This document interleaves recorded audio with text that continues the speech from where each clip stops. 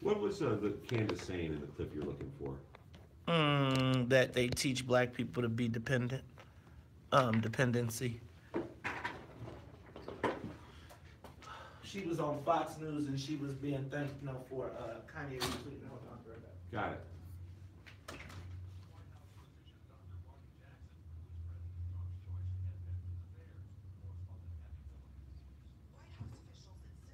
So did you see the jury asked a question in the Bill Cosby trial yesterday to the judge?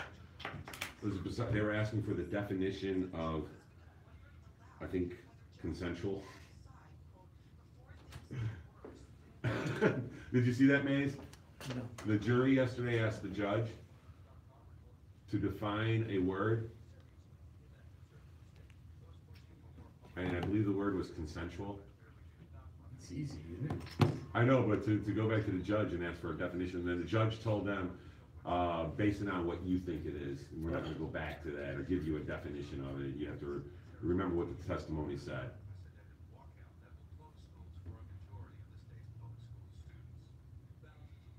You both agree, but can you agree if you, I guess. Yeah, I'll tell you, I'm going to print it out for the segment later. Yeah, they asked him, what is the legal definition of consent? So, and it had something to do with the testimony of the one woman she didn't testify, but her previous testimony in the case was allowed into this case. Mm-hmm. I forgot what they call that. It was in her testimony they were asking about. And I guess that lady told this lady that she was having consensual sex with him.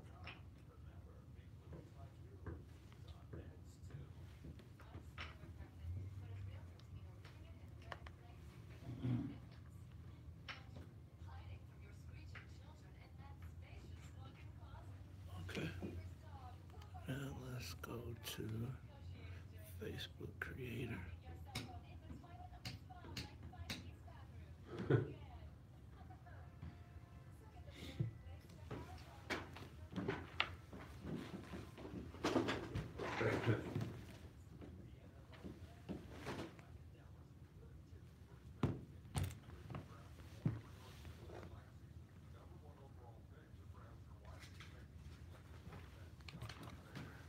You think they could have used a better word than slapped in this headline? Man, that story's funny, man, but I can't imagine how you can have women walking around in a jail and they're not gonna see a dick or two. Man, we're on camera. Huh? We alive. I don't care. Okay. I mean, The story I is this that we're understand. talking about, Maze. Look at this headline, and I said, couldn't they use a better word than slapped in this headline? But it's true. In the play that I was with, one of the actors, this was also a county, and there was a conversation going on that it's actually very blatant, where the guys will just like. I can understand at that. them. I get that. Yeah. But at the same time, women are gonna see some things that they probably don't want to see in that environment. And I think you gotta, at some point, there's gotta be some professional understanding of that. Hey, you are a correctional officer in a male situation. The guy's sitting there taking a crack. Right. And you walk by the cell because that's your job. What are you supposed to do? Or the guy might be sitting there beating his meat. And you walk by the cell and I just think it's like, man, you expect the same kind of decorum in a jail situation that you would expect anywhere else. So this, along those lines, did you see this van driver from Canada, how he belonged to these like Facebook groups that were like super misogynist groups? And there was a term, I think it was called like ISPI or something like that. And it's guys who have a really hard time finding a compatible partner to have intercourse with. So there's a whole group of these people, and there's actually a name of it, and it's a new social phenomenon that's happening online and in real life. I read a story about it overnight, and I was like, what the hell is this? I never heard of it before. Really? Yeah. And then there's a study about these ultra misogynist groups.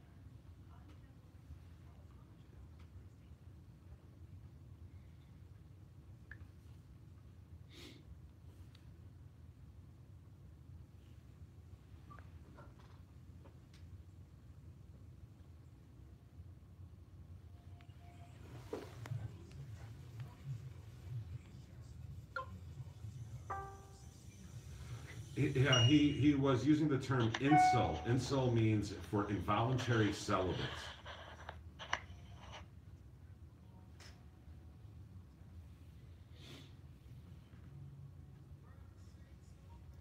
Well,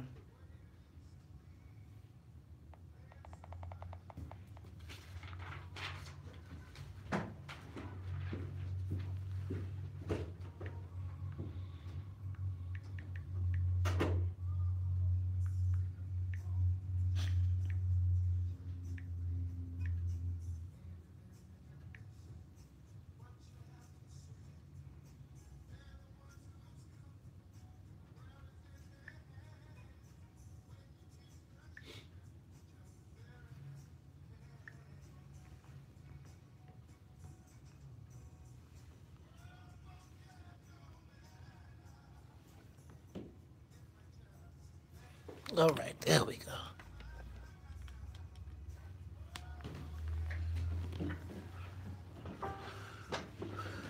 What's up, y'all? All right.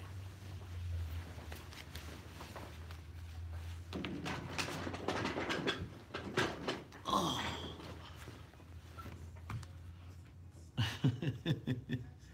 Auntie Neil, hit your boy.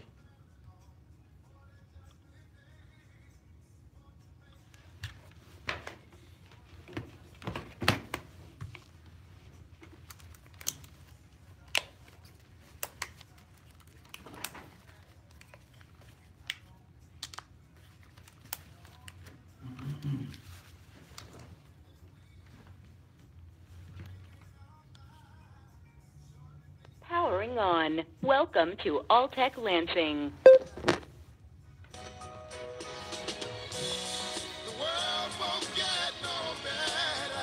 Woo! All right, y'all. Na na na na na na na na na.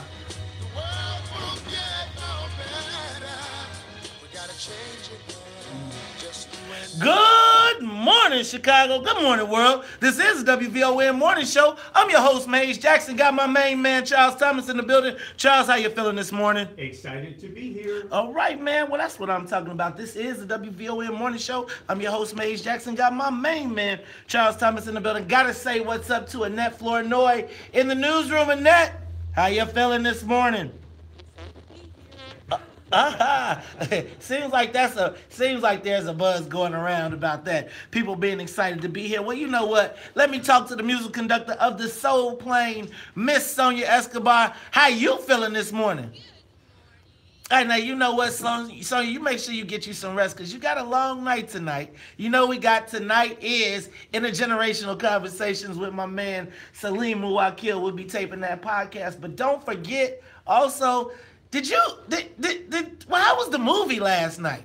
You know, last night was the last night of the Black Heritage Film Festival, and it was T'Challa, starring as, T'Challa starring as Marshall, Thurgood Marshall, at the Harold Washington Cultural Center. Thurgood Marshall, T'Challa. T'Challa. Black Panther becomes Thurgood Marshall. The Black Panther, hey man, quite frankly, I don't think that you're gonna be able to see a movie in any biographical or comic movie without seeing T'Challa. No, I disagree. Uh-oh. I think that brother is such a great actor, and we've seen how he's transcended his previous role to do another role.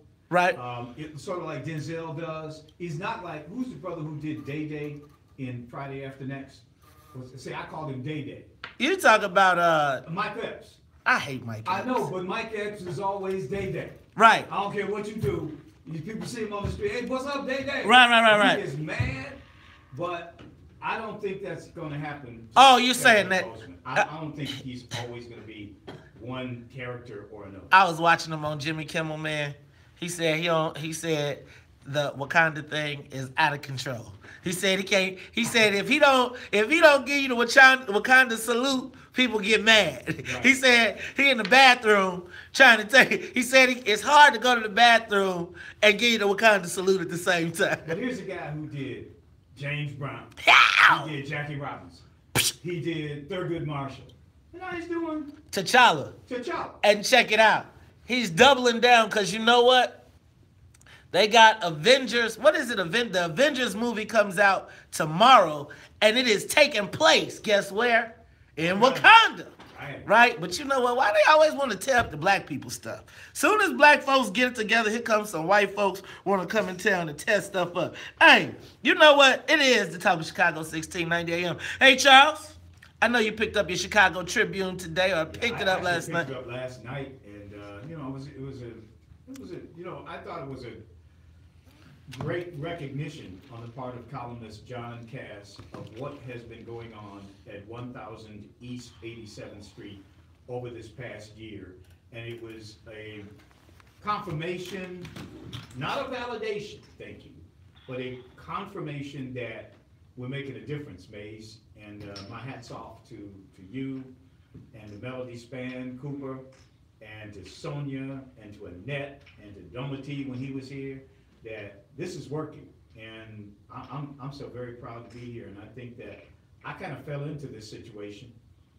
I was been here for a couple of weeks, and I've been here for over a year. But I think that, man, it was a great decision, and it shows that God is in control. That's a good one, man. Speaking of Melody Span Cooper, did y'all see her yesterday on Chicago Tonight repping for black folks? Sure did. She put it down. You know what? It's funny because I had to rewind because she put it in an interesting perspective, and Carrie and I got a big laugh because she said that the CEO of Starbucks was a great person, had tried to have this conversation about race a while ago, and people put him out. And then they started talking about, well, isn't he responsible for his employees? And she said, let me tell you, I am the owner of a radio station, and I am responsible for the things that people say and do that I have no control over every day. And when she looked at the camera, I felt like she was looking dead at us. Like she was like, Charles? Marys? Y'all got me, who y'all done pissed off? Who y'all done ticked off this week? And so, when she put it in that perspective, I felt bad for the CEO. Because can you imagine what it's got to be like, Melody Span Cooper, when you get all dressed up to go to the cool parties, and then you show up and they be like, you heard what Maze and Charles said this time? That was a good one. I felt she was looking dead at us, man. You know how sometimes in the media people get held accountable for stuff they didn't do directly, but I know about that a lot. That happens a lot. It's happened to me before. It's happened to, Mike Mannigan. It's the cost. It is the cost. What they say is the cost to be the boss. So sometimes you got to carry it. Now, Charles, did you see CPS in the news again? And they was like, we gonna do better. I was like, with $259 million, I'd do better too. This whole thing about the schools and being dirty, mm-hmm. The fact that there is this amount of money floating around, and the fact of the matter is, with all the conversation, they still not saying the schools, it's what they gonna do. So meanwhile, the kids still rolling around in mice and rat feces. Oh man, this is the whole CPS game. That's why the mayor doesn't want to give it up. I mean, because there's so much money involved. You have an elected school board, then other voices, other people are involved in how that money is spent. And right now, it's all handled by the board, which of course is appointed by the mayor, who also hires the CEO. So, the mayor's in charge of the schools, and he don't want to give that up. That's a multi-billion-dollar proposition. And that's what this whole elected school board thing is about. Well, man, let's talk about some more when we come back. It is now 6:17, time for the traffic and the weather.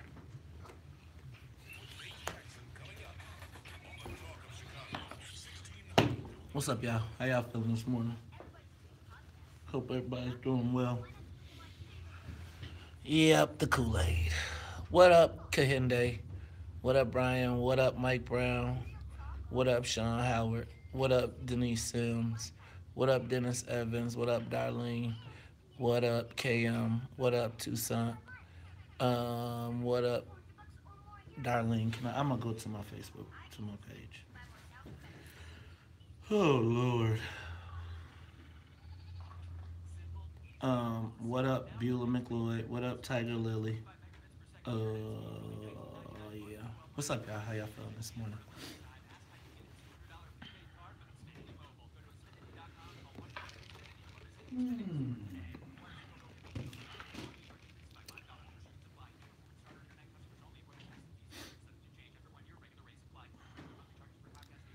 Take a moment, share the broadcast. Take a moment, share the broadcast. Take a moment, share the broadcast. Share the broadcast. Take a moment and share the broadcast.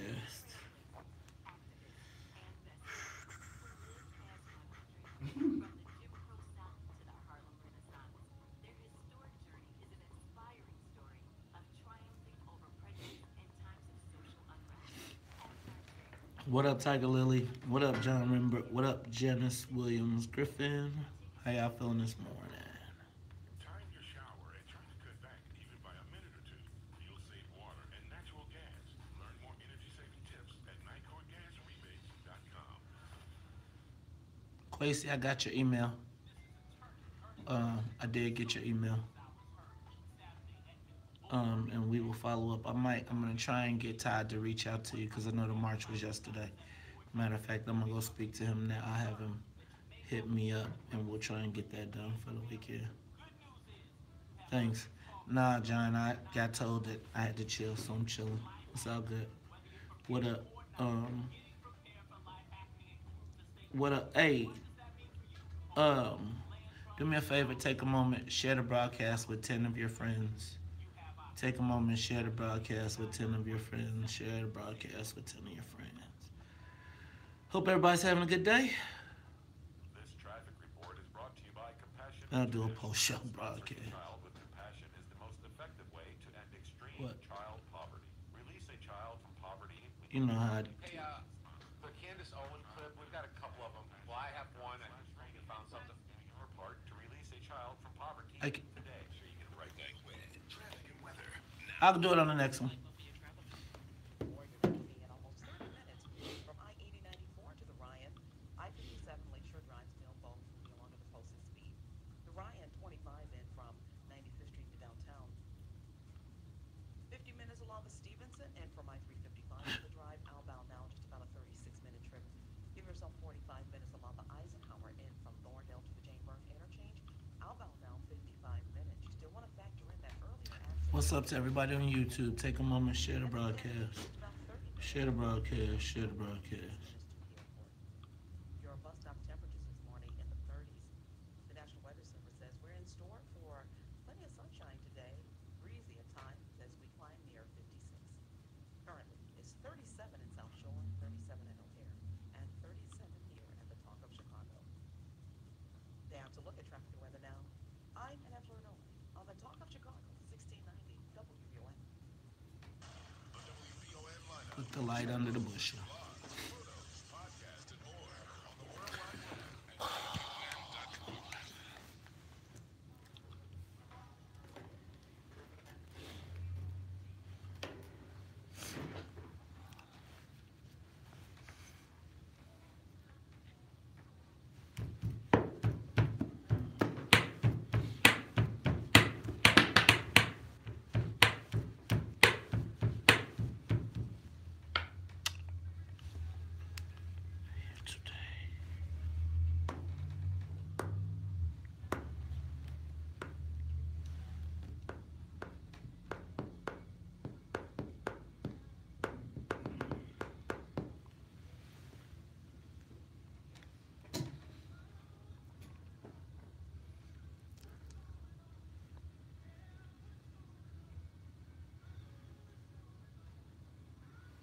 You are tuned in to the Talk of Chicago, 1690 AM. I'm your host, Maze Jackson. Got my main man, Charles Thomas, in the building. And Charles, before we went to break, man, we were talking about what was going on with these dirty schools at CPS. And, you know, I think, like, it's all a money game. It all is about the transfer of money and what. You know, I think black folks are playing a lot of times for the actual school, right? Like, we're actually outraged about the school, and the reality is this is really about who's got the contract to get the money about the schools. You were about to say something? Yeah, I mean, altruism. We get stuck on altruism, and that means, you know, the honorable position. I mean, I think that's good, but the reality is these people who are in elected office and appointed office, they're about the bag, as Mays Jackson talks about a lot, and we have to understand that at some point particularly when we go to the polls to vote for people. Yeah, it is. Guys, there's two parts to every one of these situations, and again, oftentimes because the people playing they're not their kids, so it's other people's money. It's your money, and so it's okay to spend $259 million more with your money. Now, you wouldn't pay extra to clean up the mess at your own house, and he wouldn't do it at his house. But when it's your money and it's other people's money, and see, ultimately that all recycles back. So of that $259 million, my guess is when you look at those campaign war chests, then you'll know that comes back. But look. And you also have to think about the unions involved in this too. It's just not the politicians, it's the unions.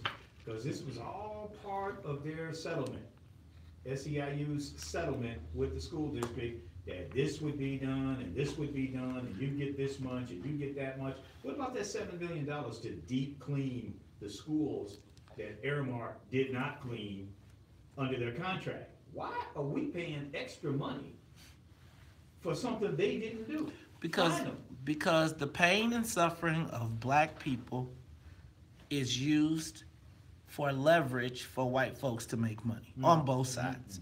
They leverage our pain and suffering for their profitability. It's no different than slavery, right? It is different than slavery, but it is an advanced form of it. Like, each individual one of us is a number, a tax dollar number. And what I see is they're trying to see how many of those tax dollars can they get out of each one of us. Now, that applies to everybody, but on the South Side, man, it's kind of crazy. But speaking of these contracts, Charles, did you see this brouhaha that is brewing regarding Monterey security?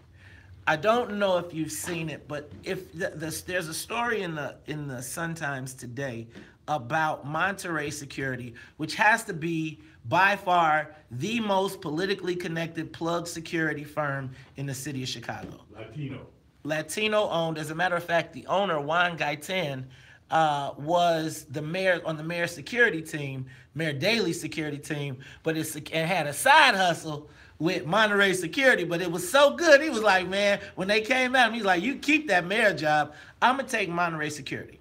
Well, this company has then taken what's supposed to happen with minority businesses. You get a contract locally, and then you take that and you use it as an example when you expand around the country, or you expand how you can. Well, this company expanded, and they got the Minnesota Vikings, they got the Buffalo Bills. They blew up. Yeah, because they're very prominent at Soldier Field. Yes, and if you pay attention, you ever notice how many Latino people? See, that's a new patronage army that comes out of there too, because you can refer people. But that's a whole nother story. We can talk about that later. Can you trace them back to HDO? Yes. Yes, you certainly can. So the fact of the matter is, and you can also trace a lot of people that are hired as patronage jobs and side jobs on the weekends and on the sidelines of the Bears games and all that stuff. Woo! It's a lot in there. But the thing about it is, Charles, they got in some trouble and they've been losing contracts all around the country from the same company. Well, it came back to Chicago, and the company SMG was trying to audit them and kick them out. Because they're saying, y'all, the same thing y'all doing in all these other places, y'all doing it here in Chicago. Well, I was like, so the Latino caucus stepped up like, hold on. Y'all can say what y'all want in Buffalo. Y'all can do what y'all want anywhere else. But you're not messing with Juan Gaitan and this company because, go ahead. In Chicago. Home team, homie. And this is the Chicago way. And I was reading the story. Illinois, Crook County. I was reading the story though, and I'm just telling you.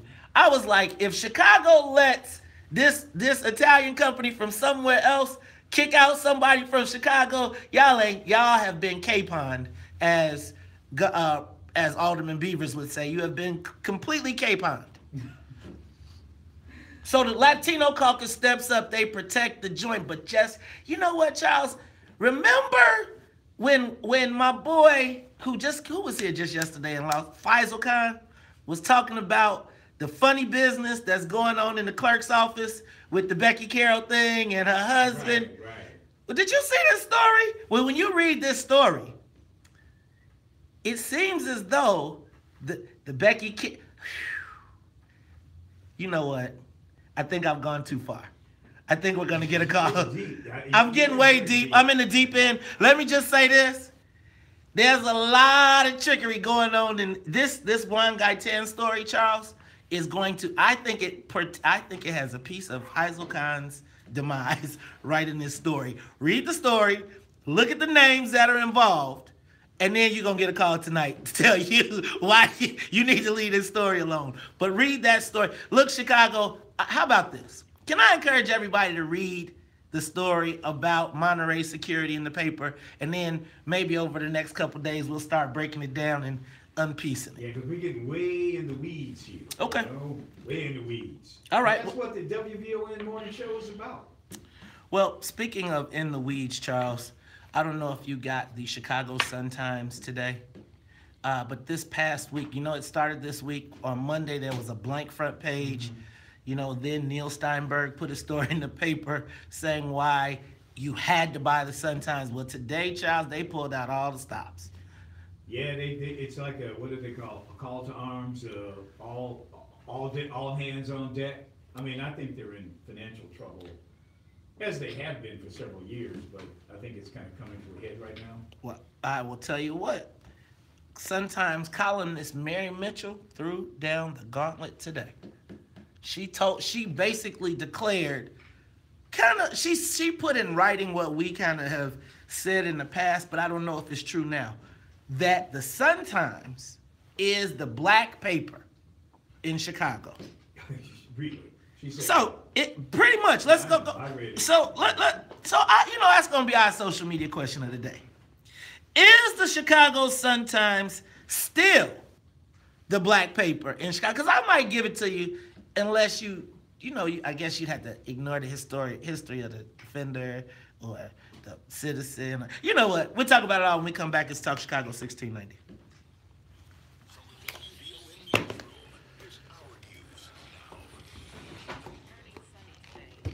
Take a moment, share the broadcast if you don't mind. Take a moment, share the broadcast. Share the broadcast. Was the home of Vernon Jarrett. So y'all take a moment, share the broadcast. What's up, Sammy Mo? What up, Robin Patrice? Robin, did I see you got your sister to be on the broadcast as well? Thank you. If we have any new people that are out there today, say what's up. Let's give you a share. Hey guys, check it out today. We're going to be talking about the Chicago Sun-Times. We'll talk about Kanye West exploding, as well as we'll talk to John Cass from the Chicago Tribune. And we'll talk the Cosby trial. Thanks, Auntie Neil. What's up to everybody on YouTube? How's everybody doing today? What up, Keith Price?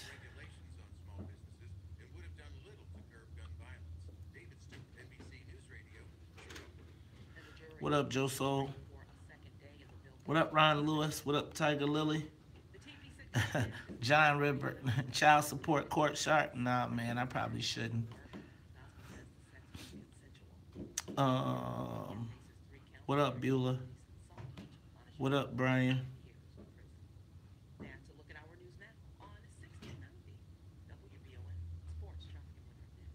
Thanks, Dennis. This news report is brought to you by the Ad Council and gradsoflife.org.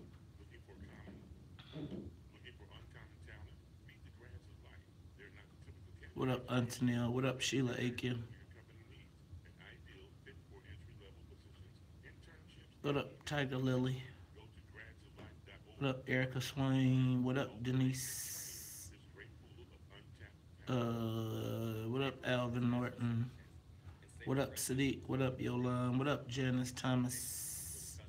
What up, Principal Moore? Hey, Elenia Moore, when do you want to have your daughter come in to talk about science? Let me know. We'll make it happen. What up, Greasy? I called you back last night, man. What up, Deborah Eccles? What up? What's up to everybody on YouTube? What up, KM? What up, Anthony Robinson? What up, Tiger Lily? Tiger Lily, you rocking on both pages. What up, Dennis Evans? You rocking both. Alvin Norton, you rocking both too. Hey, I need people to subscribe. What up, XKS2012? What up, KP? And what up, Ronald Lewis? Y'all take a moment, share the broadcast. Keeping my light under the barrel. Keeping my light under its bushel.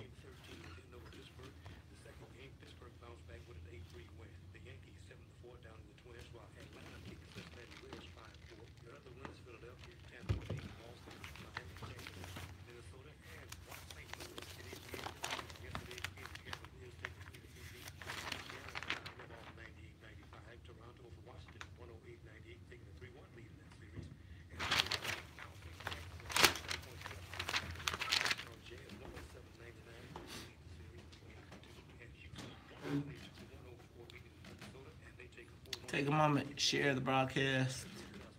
Share. Please invite 10 friends. Please invite 10 friends. Not take the lives of any more of our women of color. Did you know that 1 in 8 women in the U.S. will get breast cancer? Women in our communities need to get regular mammograms and screenings. Help us spread the word through Pin a Sister, a faith-based breast cancer awareness program organized by Access Community Health Network. Churches of all faiths and community organizations are welcome and encouraged to host pinning ceremonies. Get informed and involved today.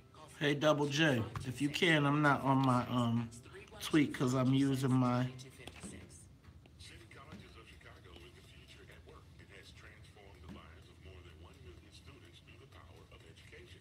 Comprised of 7 colleges and 5 satellite sites across Chicago, CCC makes higher. Hey, Felicia Gatewood. What up, Craig Nash?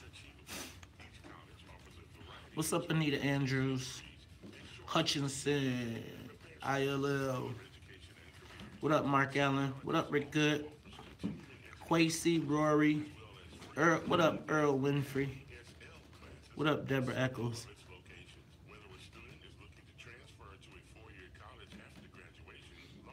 Hey, babe. What's up to Commissioner Carrie Steele? How you doing, sweetie? Sweetie. Hey, babe. Love you. Hey, go check that out. Well, we can do it the next break.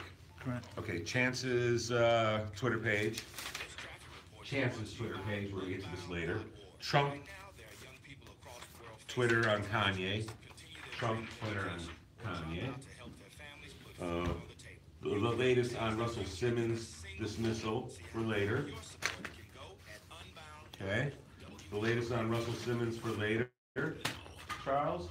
And then the Bill Cosby jury asking for the definition of consent. All right. Okay? Just For your don't do this. Is it in order? This, it goes this, this.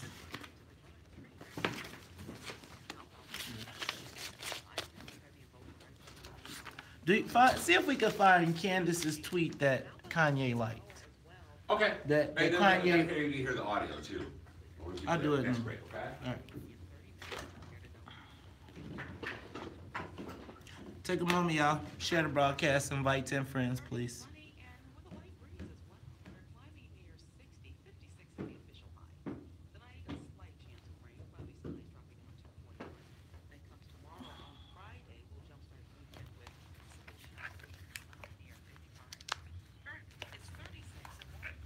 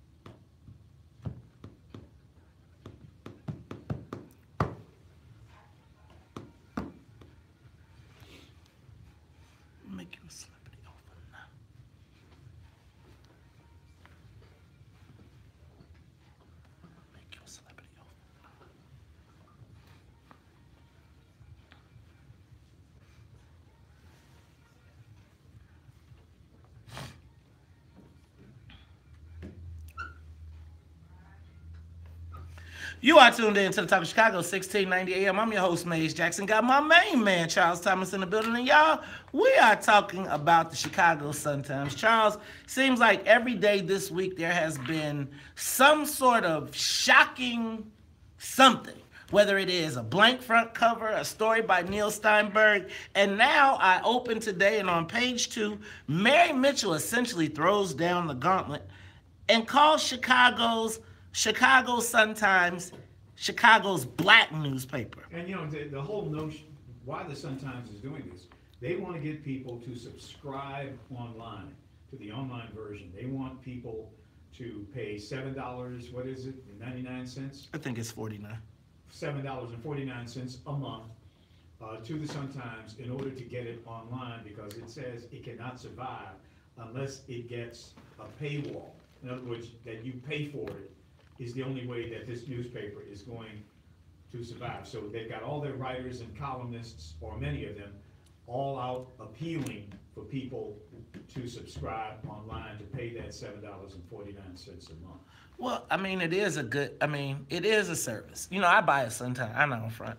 I buy a Sun-Times every single day. Now, part of my buying a Sun-Times every single day is I love supporting the brothers standing there.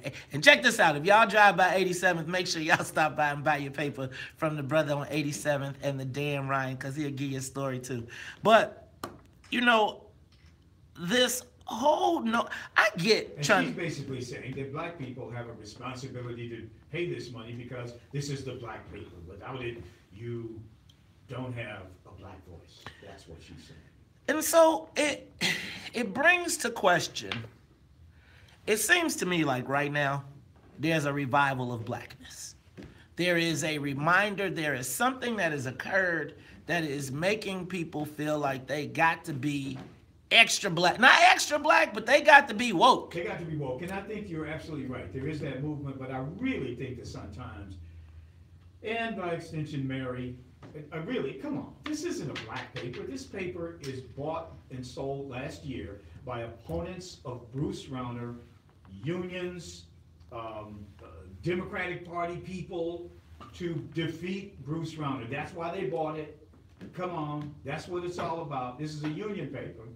This is not a black paper. And for Mary to somehow conflate the interests of the black community with the unions, the building trades that don't hire us, and the public sector unions with whom we don't, most of us, don't belong, and the Democratic Party, which has done nothing for black people in 50 years, or very little, I should say, to conflate the interests of that newspaper's owners with black people, that's not cool, man. I gotta tell her that. That's just not cool. Frankly, so Mary Mitchell, I'm reading from her article, says, frankly, in the black community, the Chicago Sun-Times was so widely read, it might as well have been a black newspaper.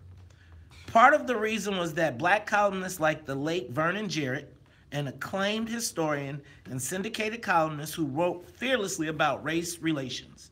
Then you got another black dauntless writer, Carl Rowan. And then we fast forward to right now, they call themselves Speaking the Truth to Power, and nowhere else is it happening in mainstream media.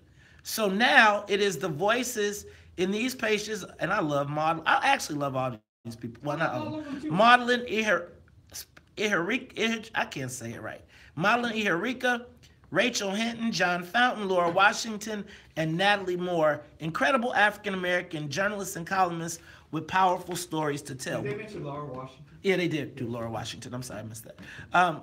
Who's been on this show, as well as Mary Mitchell. I guess, Charles, I take a couple things. I take umbrage at a couple things. The first thing is it ignores the historical existing publications here, like the Defender, the Citizen, Dorothy Lavelle, the National NMPA. That, what's the matter, man? You twisting me. They're not doing much reporting. What are they doing? Then I don't know. I mean, but they're not doing a whole lot of reporting. I mean, I know that we are. We do it every day, and we do more than the Sun-Times does, quite frankly. But I don't know that the black papers, newspapers are so crippled financially that they just not being able to do what they want to do. Now, the Final Call, which I see mentioned here, is doing a lot of work, but they're doing it more of a national basis as opposed to Chicago. So, yeah, I'm asking the WVON listeners, give us a call, 773-591-1690. Well, Charles, I guess if you say that, though, and those papers don't count, who is the black newspaper? I mean, so the Chicago Sun-Times, is the Chicago Sun-Times still the black newspaper?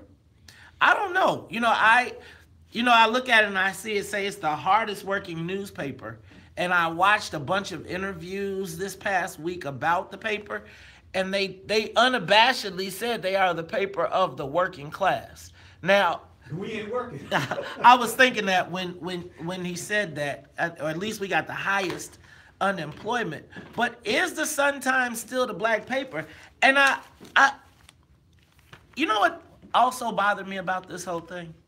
Was that once again, guess where it threw back to? Harold Washington. So because Vernon Jarrett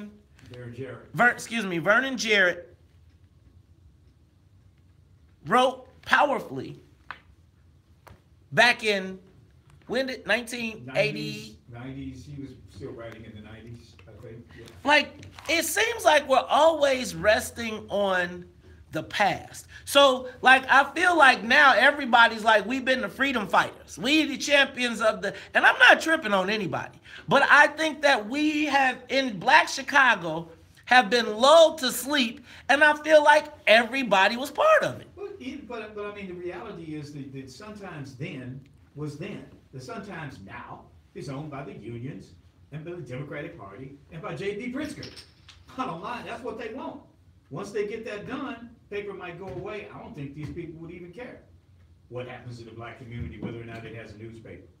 See, and so, yeah, I mean, I don't know how I felt about this article, right? Because I'm going to tell you, these are people that I read and want to be written about and all that good stuff, but it feels as though white folks are telling they black folks, you got to double down, you better go back out there and reclaim your Negroes. And it's like they're saying, y'all, somebody is doing something, and it's like you got to double down. And it's like they got to reiterate that they're trying to remind us that they're the black paper. But I got to ask myself, is that the truth? The Democratic Party is trying to remind black people that we are your party. They're doing it nationally, locally, everywhere. They're trying to get black folks back in the game for them. And black folks are looking at them saying, well, what have you all done? I mean, we can't even work for you building trades unions. I mean, we don't, most of us don't have, jobs with AFSCME or SEIU. We don't have a pension. I mean, our property taxes going crazy. I mean, what's up? The Tribune's doing all the stuff about the water bills being higher for black people, the property taxes. It was their series that did all that. I mean, they sometimes didn't do all that. They didn't criticize the Democratic powers that be. Okay, well, you know what? We're going to take some of your calls when we get back. So, Rita, you hold on. Ryan as well. We'll get to you when we come back. It's the Talk Chicago 1690. It's the Talk Chicago 1690 Traffic and Weather's next. What's up, y'all? How y'all feeling? Take a moment, share the broadcast. What are the odds of all people to jump on this story? Oh, and Janelle Monáe is coming to Chicago. I bet you know why? I bet one of the reasons she coming to Chicago is I bet on her BDS. That's Janelle Monáe. Gets her yoga on. Man, I know she gets her yoga on. She's fine and she can beat. Man, I'm telling you're still on TV. That she likes to. She's not a. Hey, come check out the audio for Maze real quick. You can bring your friends along if you want. We just want to make sure we have the right clip or clips. I'll be back, y'all. Good part clips. It's got some good stuff, but I'm not sure if it's technically.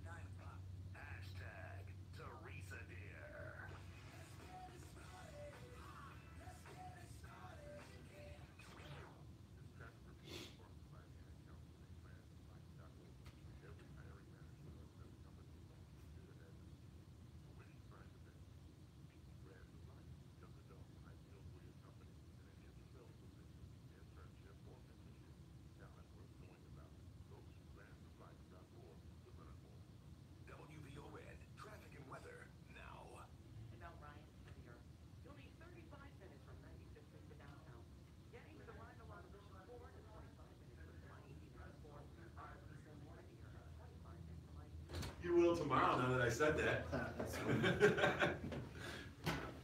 And I was wondering what it's like there at, say, 4 o'clock in the morning. I don't know. What up, y'all? Take a moment, share the broadcast, share the broadcast, share the broadcast. Please take a moment, share the broadcast. How is everyone doing? We will be talking about get your Kanye tweets ready. We'll be discussing that next after we finish the social media question of the day. Is Chicago Sun-Times still the black newspaper? We'll do Kanye West. We'll do John Cass, and we will do Bill Cosby rape case, along with invite a friend, y'all. Invite a friend. Take a moment.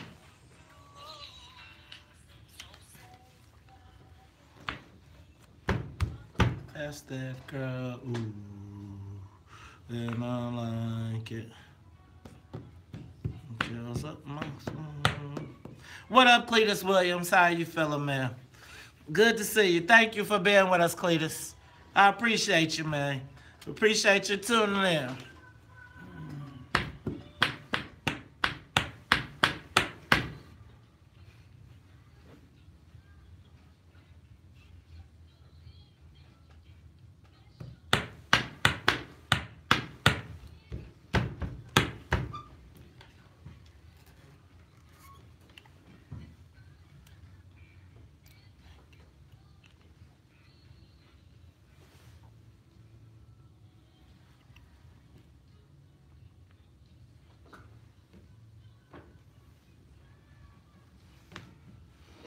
You are tuned in to the Talk of Chicago, 1690 AM. I'm your host, Maze Jackson. Got my main man, Charles Thomas, in the building. And Charles, we are asking the social media question of the day. Is the Chicago Sun-Times still the black newspaper?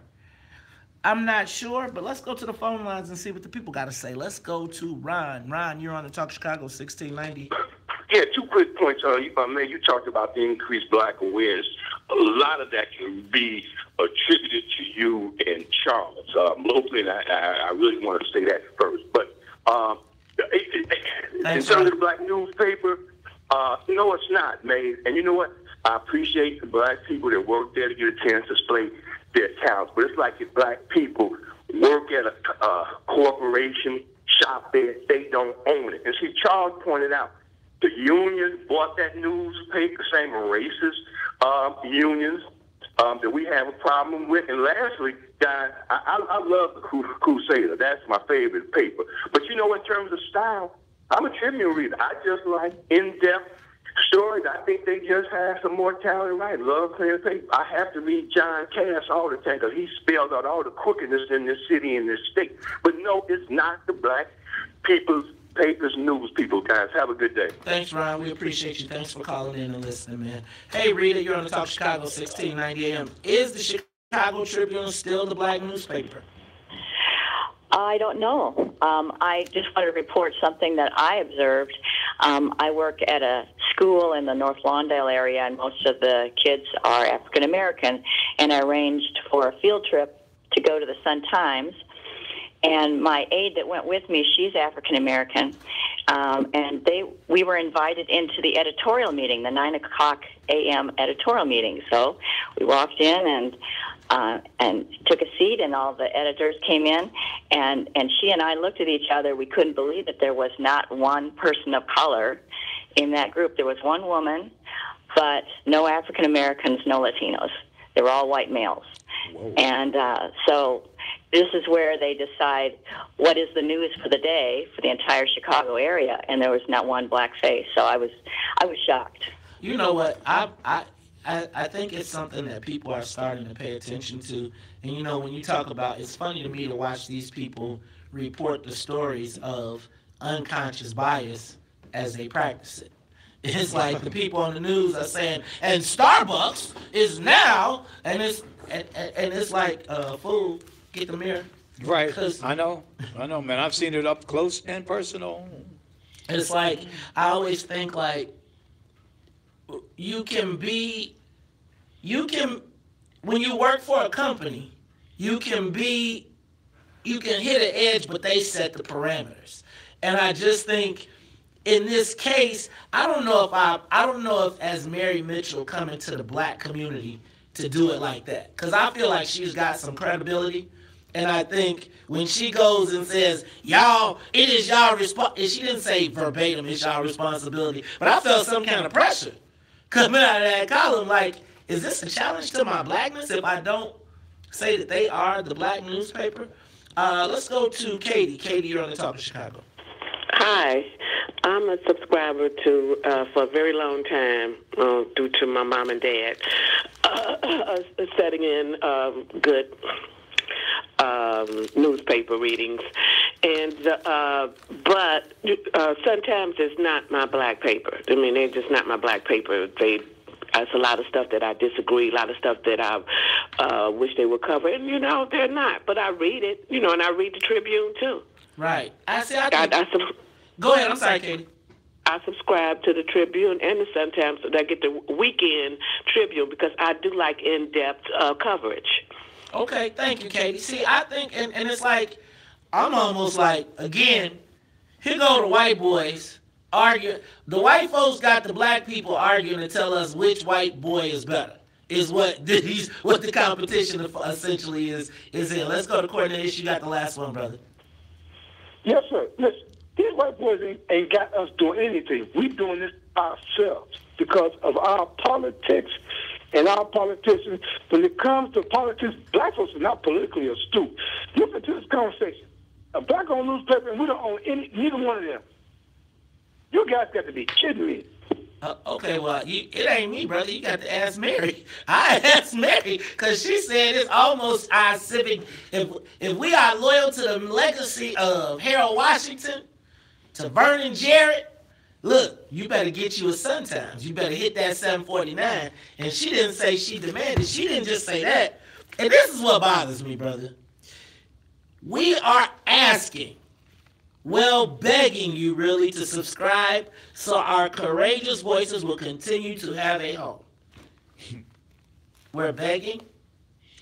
They really are because, they have some serious issues in the print world all over. The Tribune has financial issues, and not to mention what's happening to the Defender and Crusader and the Citizen. But man, the Sun-Times has serious fiscal problems. They almost went out of business last year before this group of unions and Democrats bought it. Man, well, I know this. I know that there's a lot of black people out there. I think we need local news sources, and I think that what we can no longer do is allow the white folks to put people in front of us to tell us that this is the black news. I think you got to pick and choose. I think you got to read both. You got to read all four. Get your final call. I got one sitting right here on the desk. Sitting here too. Get your final call. Shout out to the minister. Shout out to Brother Edward Muhammad and all the Muhammad's that tune in with us every day. Get your Citizen. Get you a Defender. Get your Crusader. Get your Sun-Times and the Tribune. Lay all them summer guns out. Read all the stories and then figure out your own truth. Because I'm telling you. But always come home to the WVON morning show. Hey, is that right? There it is. Every day, 6 to 9, Monday through Friday. Give us a call, 773-591-1690. We'll be back. We'll be talking about Kanye, Candace, Chance. Is Twitter and social media driving the news media? We'll talk about it when we come back. The talk of Chicago and the voice of the nation. 16. What up, people? Cletus Williams, did you get your shout out, man? Whew. Oh, forgot the Daily South Time and the Daily Herald. What's up, Sammy Mo? Right, that's what I say. It's a Democrat paper and a Republican paper. I think that would be easier to do. What up, RH? What up, Martin William? Man, the Chicago Defender fired me because I wrote Illinois Minotti.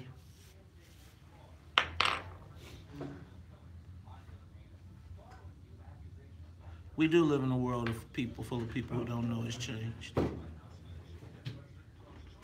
What up, Sheila Aiken?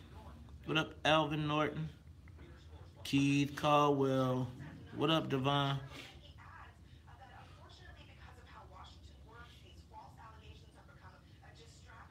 What up, James Williams? What up, Tamiko? What up, Reese Mo?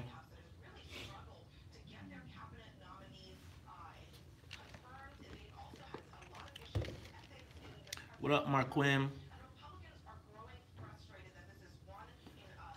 Take a moment, share the broadcast. What up, Anthony Muhammad?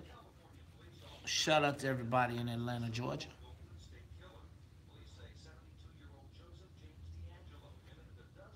What up, Daryl Stiff? Hey, Antonio, the personalized birthday shout-outs, people want to do it. I think we just need to get the frame made, and then we can customize the frames to their name, and we do them for $10 each. Let's get that together. What's up, Alonzo Echoes?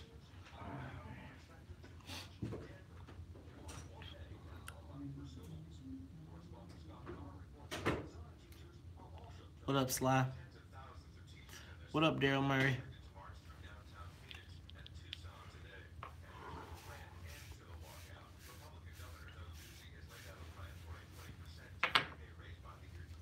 Hey, y'all, Janelle Monae is coming to Chicago. Maybe I could get her to come in the studio and do it.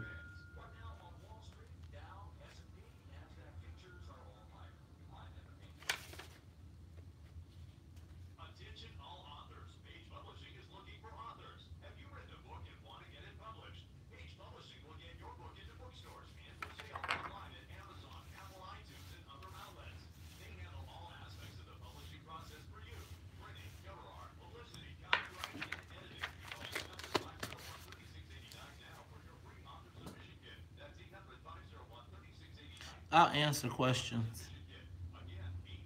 Yeah, I'm not. I gotta keep my light low.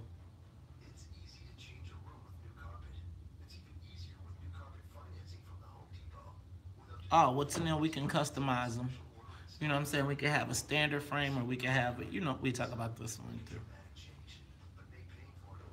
What's up, Ahmad Sneed? Martin Williams. Patah.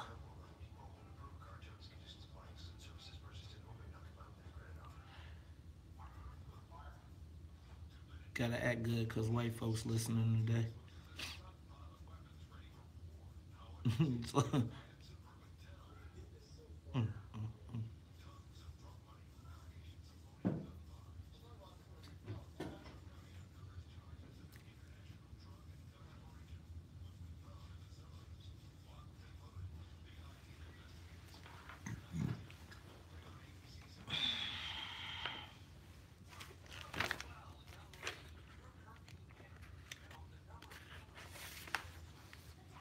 It was a great day. It started great.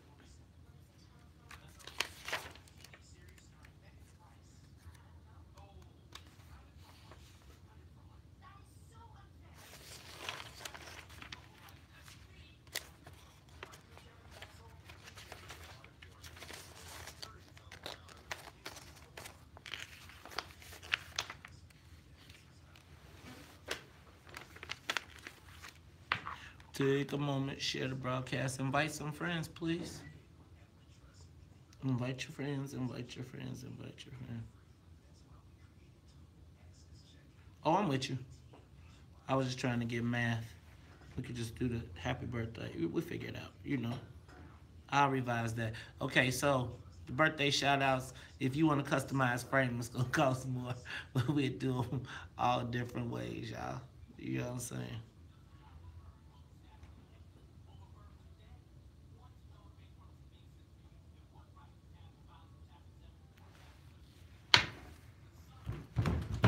This is a fun, quick read-through of a bunch of people who unfollowed Kanye, most of them celebrities, everybody from Adidas to Jordan Peele. I unfollowed him yesterday. And Abdul is on the line. Okay.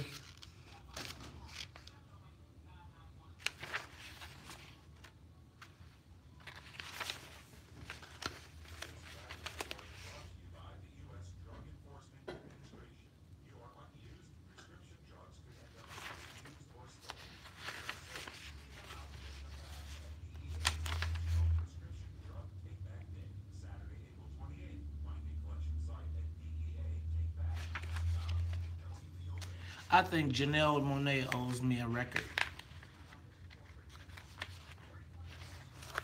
If yoga goes gold.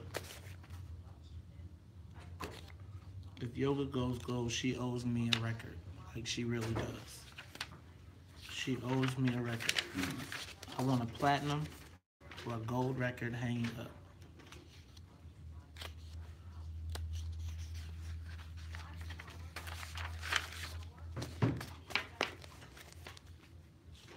Thank you, Pata.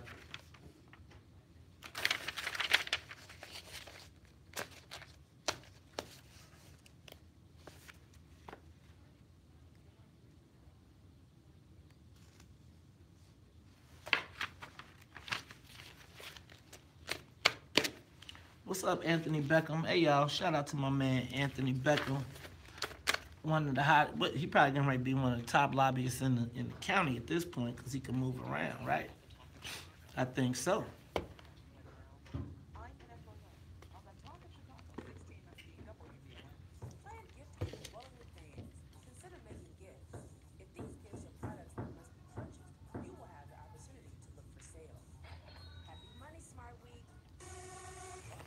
Let's do it, y'all.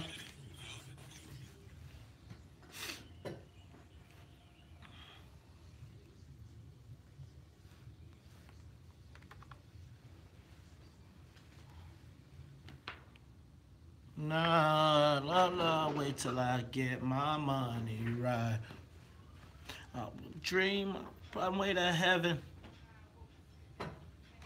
Oh, okay. You put it together, boss.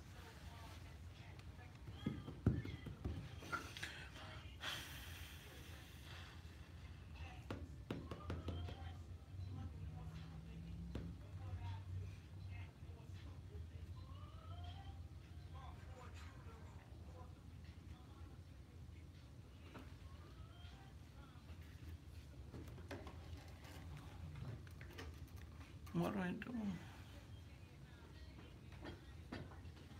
I just want to. You are tuned in to the Talk of Chicago, 1690 AM. I'm your host, Maze Jackson. Got my main man, Charles Thomas, in the building, but y'all know how we do. The top of every hour, gotta say what's up to the WVON Morning Show team. What's up to Annette Flournoy in the newsroom, as well as Miss Sonia Escobar. She is the musical conductor of the Soul Plane. But Charles, I don't know if you have been watching this Twitter storm that has exploded, but you know what? It actually has exploded from Twitter, so much so that the mainstream media is now reporting on tweets. Man, look, I have taken, we talked earlier about how the WVON morning show is now being, you know, people are recognizing what we do. I don't get any validation from that because, I mean, I think that when white folks validate you, when they try to build you up, they eventually will try to take you down. But when these two young brothers, I can't believe I'm saying this, Kanye West and Chance the Rapper had this Twitter thing going, I took more validation from that. From Twitter? No. And what? What? No, yeah. From these brothers saying what they're saying and the conversation that they're starting, man, I have taken more validation from that in my old self than anything else I've heard otherwise. I mean, to think that they're doing it and what this impact this could have on millennials and the new generation in terms of engaging them in a new way of thinking about who we are and what we need to do. I'm just inspired. I am so inspired by this situation. And it all started with a statement by a young conservative woman, Candace Owens, and a retweet from Kanye West. Now let's hear a little bit from Candace Owens, so you might, for those of you that don't know who she is, which kicked this whole thing off. Sonia, go to the clip, please. Victim mentality is not cool. I don't know why people like being oppressed. It's the weirdest thing I've ever heard. I love oppression. We're oppressed. 400 years of slavery, Jim Crow, which, by the way, none of you guys lived through. Your grandparents did, and it's embarrassing that you utilize their history. You utilize their history, and you come in here with more emotion than they ever had when they were living through it. More emotion than they ever had when they were living through it. It's embarrassing. You're not living through anything right now. You're overly privileged Americans. Oh, so that is Candace Owens. She is a regular on InfoWars and on conservative talk shows, and she's a black woman who is espousing what some would consider, depending on where you live at, some call it coonish, some call it Thomish, other people call it a different way of thinking. I'd never heard of her, quite frankly, before she spoke. I was more focused on the comments and the tweets by Kanye West and Chance the Rapper. But the tweets and the Twitter storm, all that occurred from Kanye West, all began with him sending a tweet validating what this young lady said that set off a firestorm. So it began with this young lady and that conversation, a black conservative speaking out, and a hip-hop rapper mogul then coming back and validating that on Twitter, which is he retweeted it, which in this new world is a validation to young people. Well, Kanye retweeting that obviously ticked off a lot of traditional folks, and people, those black entertainers that are more of the liberal ilk. And it set off a firestorm, which then got Donald Trump to respond to Kanye West. And then Kanye West, Kanye West basically then told everyone he had the right to speak on his own. What did he say? He had dragon blood. He said that he loved Donald Trump. He doesn't agree with 100% of what he says, but he was giving Donald Trump some love. Then he shows up with a Make America Great hat on. From there, it begins. People start saying Kanye West is in a sunken place. He's got mental health issues. Yeah. He's crazy. Because he was cool with Donald Trump because he expressed some support for Donald Trump. Then the little homie Chance got in it. Because I think Chance took offense to the fact that they were calling Kanye crazy and saying he was in a sunken place. So Chance says, I spoke to the big homie, and he's living good, he's looking good, he's in one of the best places he's been. Charles, it gets me to asking the question, can you be black and conservative without being an Uncle Tom, a sellout, a coon? Because what happened was there was an unleashing of what I like to call Democratic surrogates. Those people that are a part of the establishment that they said, round them up, go get your boy, because he got black folks free thinking. But can you be independent? Let me give you an example, and I'm going to use myself. Let me see if I get it. I believe, I think that I believe in public health care, right? Universal health care. I believe in that. That is a liberal Bernie Sanders kind of notion. But I also believe in free market economics. How can you do both? Can you do both? Well, let's talk. Go ahead. Yeah. Well, if you know what, I think we got somebody on the phone line who has some experience in that. Now, if you tune in to if you listen to the WVON commentators, I'm sure he catches you off guard every once in a while because he is a conservative. Ladies and gentlemen, welcome to the WVON morning show. Abdul Hakim Shabazz, who is our conservative commentator. Abdul, welcome to the morning show. How are you, brother? Gentlemen, it is always a pleasure to listen to you. By the way, you are part of my daily stream on the iHeartRadio app, so congratulations. Awesome. So, Abdul, you've seen this Twitter storm that is going on, this fight. There's a lot going on, but talk to me about being black and being conservative. Can you really do that? I would argue, yes, you can, because if you think about it, African Americans have always traditionally had a more conservative bent, if you go back in history. And believe it or not, African Americans have actually, for the most part, up until the 1960s, pretty much voted Republican on a regular basis. I want to say the first black U.S. senator from Mississippi was a Republican. So there actually is a history of African Americans supporting Republicans. Now things kind of went off the rails, in the late 1960s with some of the Southern strategy and some of the more hardcore conservatives. And I will argue today's Republican Party is not the one of my fathers and my grandfathers, but it is very possible to be African American, be conservative, and not be crazier than Uncle Tom. I mean, I've considered myself conservative since, about, the early 1990s. And I've been called everything, but a child of God. And my favorite line is one time somebody called me, well, Duel, that's what I expect a house Negro to say. Which my response was, well, actually, my parents worked on my ancestors worked on the second floor, so I could tell your ancestors they missed a spot out in the cotton field. So, if you want to have the debate, the discussion, fine. But what I found, my friends, it is the more people on the far left would immediately resort to the emotional name calling as well as actually having a debate on the issues, which I personally blame them because their issues don't make any sense. But to a rational thinking person. Abdul, isn't part of the problem here that when we get labeled one thing or another, we have to accept all of that side's talking points? And if I say I'm conservative, but I believe in universal health care, those two things don't mesh to the mainstream media, so they say that's impossible. But why is that impossible? I mean, why? I think, well, I would argue a couple of things. Because I would argue universal health care really isn't necessarily a conservative position. It isn't. But that's a me and you, having a discussion. I think for the most part, we like simplified answers, and people like things to be in boxes, because to actually look at sort of nuances, it's actually hard work. I mean, I'm a conservative, yes, but guess what?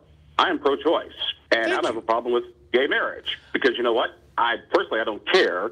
But number two, people who are more hardcore ideological conservative want 100% purity in a lot of these things, and that is not how most things work. A former governor of Indiana once told me, Abdul, purity tests are only for Nazis and suicide bombers. Let me stop you right there. Let me stop you right there, Abdul, because we got to go to traffic and weather. But when we come back, we'll continue this conversation. Is it possible to be black and conservative without being an Uncle Tom, coon, or sellout? Because it seems like in Chicago, either side you wind up getting called a name. We'll talk about it all when we come back on the Talk of Chicago 16. More of The Morning Show with Maze Jackson coming up on the Talk of Chicago 1690 W.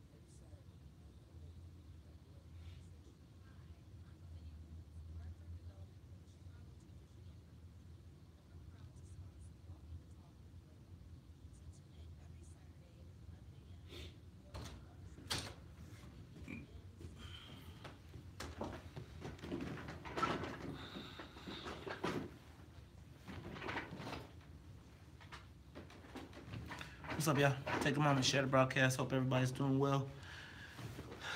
What up, Ron Lewis? What up, Charmaine Henry? What up, Harold E.K. Williams? What up, Mike Brown? What up, Patrice? Harold E.K. Shamil Christine, welcome to the team. What up, Bruce Leroy? What up, Kanu? What up, Ron Lewis? What up, RH? What up, Toussaint?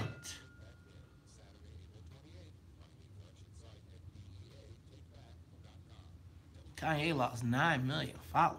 What the heck?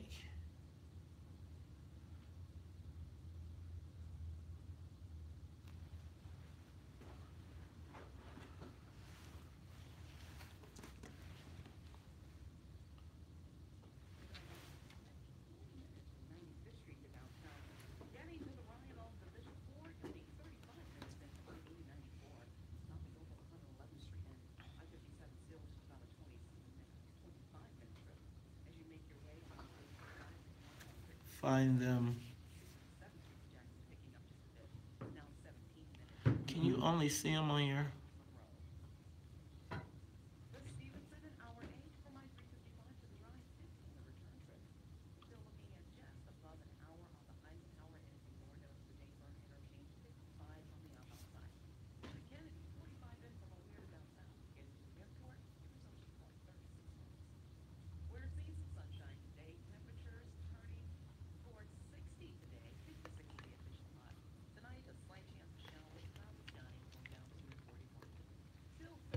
Why you gotta be in blackface?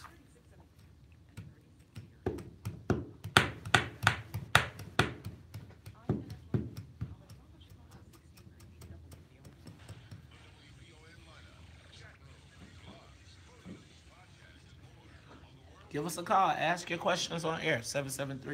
773-591-1690.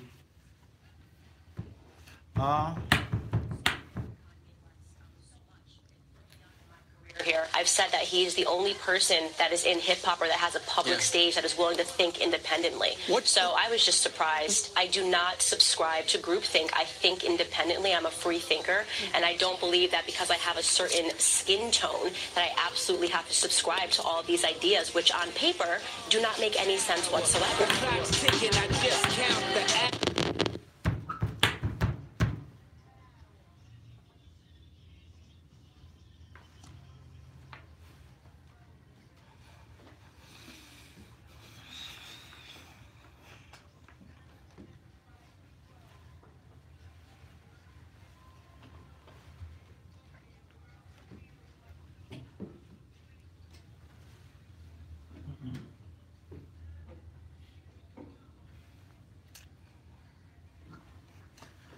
You are tuned in to the Talk Chicago 1690 AM. I'm your host, Maze Jackson. Got my main man, Charles Thomas, and we are talking to Abdul Hakim Shabazz about black conservatives. You know, Kanye West yesterday tweeted his support for Donald Trump, and the black Twitter, not even a black, every news media outlet was reporting on it. He took a picture to Make America Great Again cap.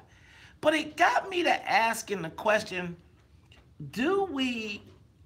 can you be a black and conservative without being a sellout or an Uncle Tom? Like, why does the concept of conservative automatically send black folks into a tizzy, or at least white folks making black folks get into a tizzy?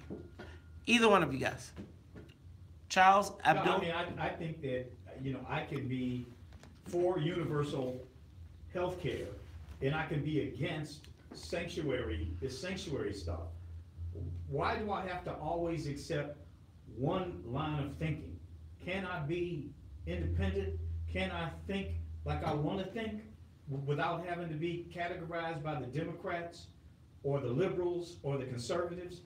And I make my choice when I vote on what I think is most important to affect my vote. That's why I am an independent. I am not a Democrat or a Republican. I am an independent. Abdul? Surprise you, and I agree with you. I mean, there are different. I think where it gets complicated for a lot of folks is they don't understand there are different degrees of liberal, there are different degrees of conservative.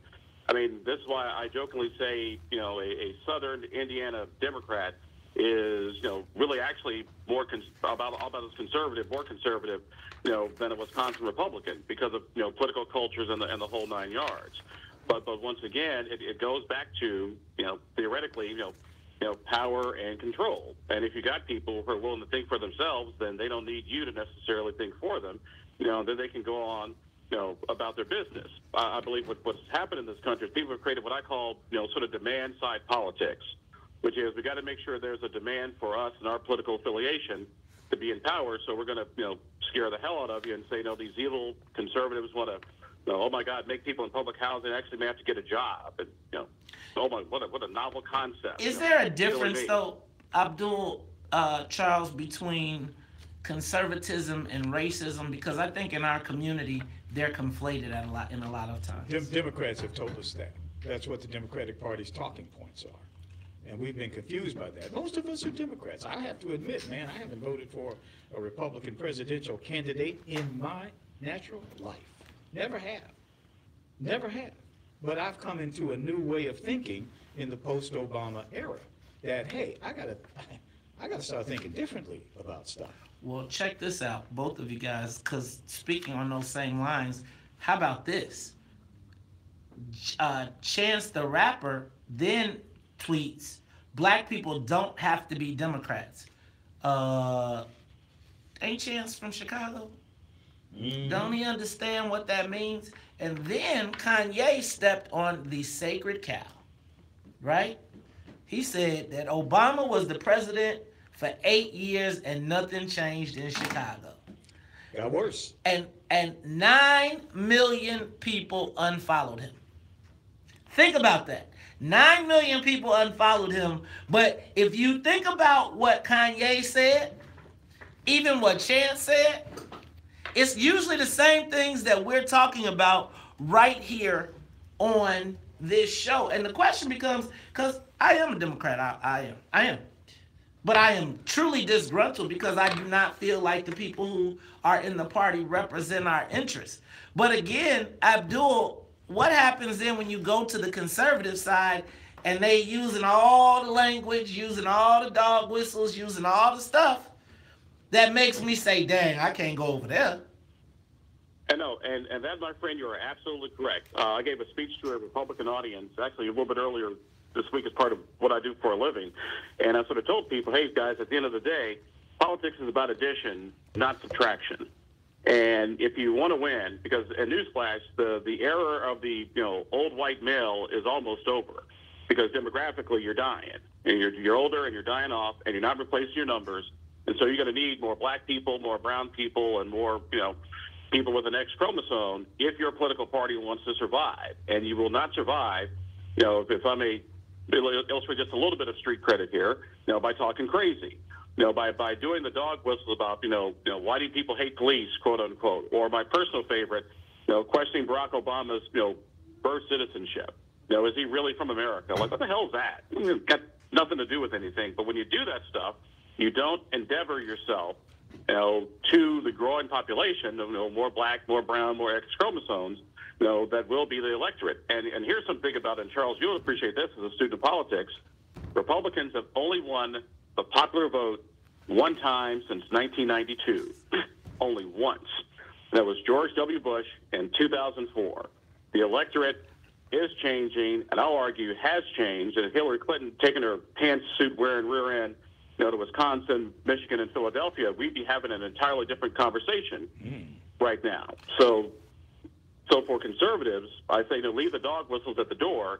Engage people about things that matter, like, good schools, safe streets, and opportunity. Because I will argue African Americans are more likely to do better in those categories, under a moderate, practical, conservative type person, than liberal progressive. Let me stop you right there, Abdul. Let me ask, what I see, at least I see on the line, but are there any black people who consider themselves conservative out there? Give us a call, 773-591-1690. And what are the things that we are conservative about?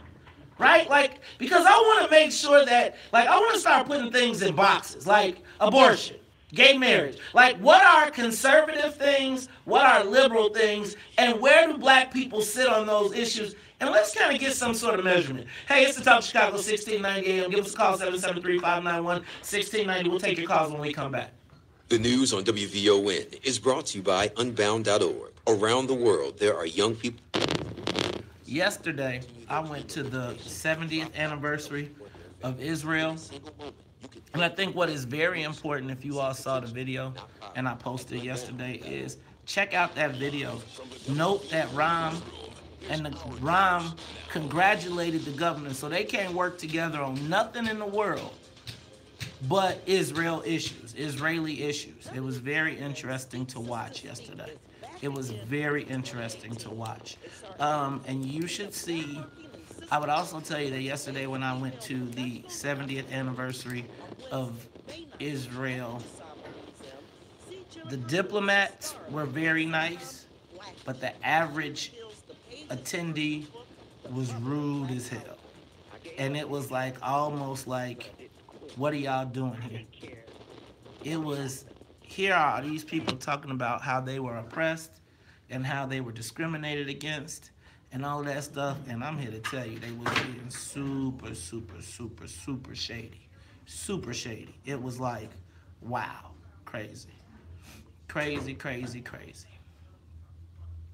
But anyway, just keeping my light under the barrel.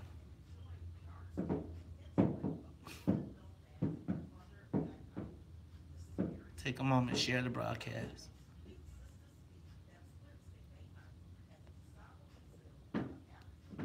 Take a moment, share the broadcast. Hey, y'all, shout out to John Cass, who is on the line, who is watching the live broadcast. John, get your weight up. Yeah, I was told that I'm not supposed to talk about it. I'm not even about. I might need a post-show phone call. Like, I need post-show therapy. So, Tennille, Vince, and Chauncey, get ready for a three-way call. Because I'm about to have a nervous breakdown. Real talk. Oh, Jesus.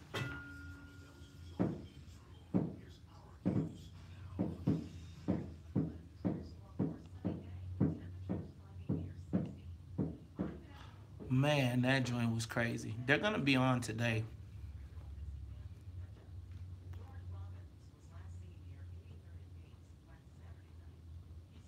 Man, I'm going to tell you, that Israel thing was real as all get up. I'm going to talk to my friends from the Israeli consulate to tell them. And it's like, yeah, that milk, you know what? It's like, but you know, it always be maize. I'm chilling. Milk duds. It's all right. Whew. I'm cool. I'm all blessed.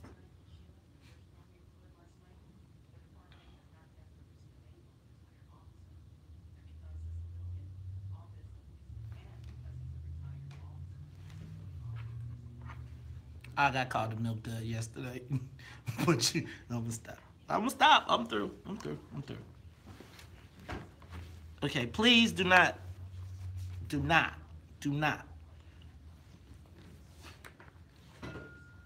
What up, Hank Stank? What up, Minister Farrakhan? Oh, I'm sorry, Ron Lewis, not Minister Farrakhan.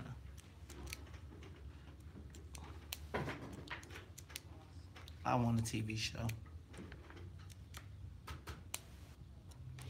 What's up, Rick Good?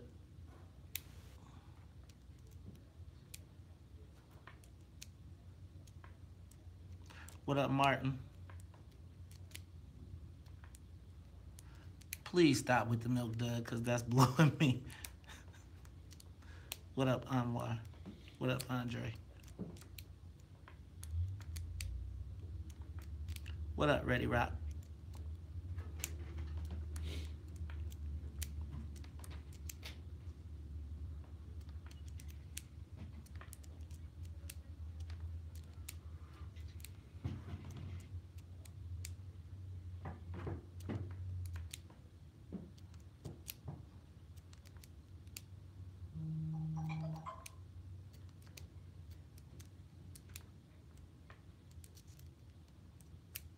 Please let it go. Don't say it no more. Don't say it. Don't say it to me no more, because I get upset. What up, Ready Rock? Mike Brown. I'm always positive. Brian Cross.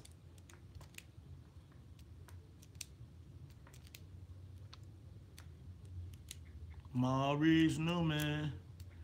What up, Juan Rangel?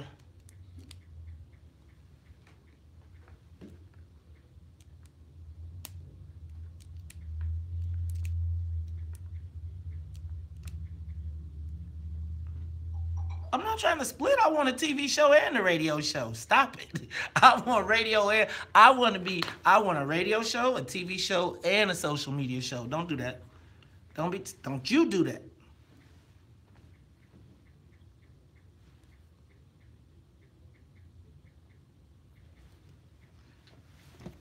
I'm telling you. And Miss Walsh, I'm telling you now, they was very, very, very evil. It was bad yesterday. It was bad. I'm telling you how bad it was. I was just like, bad.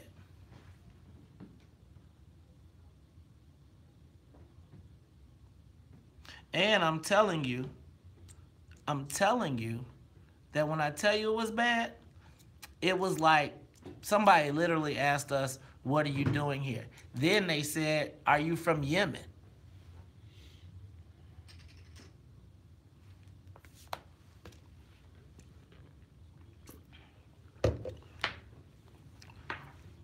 No, I want to be a multimedia personality.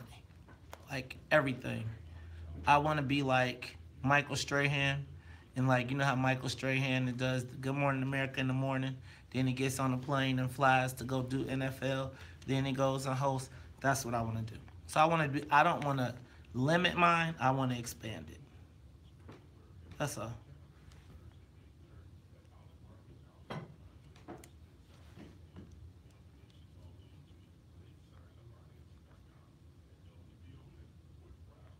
What's up to everybody on YouTube? I didn't say what's up. What's up, Michelle Flagg?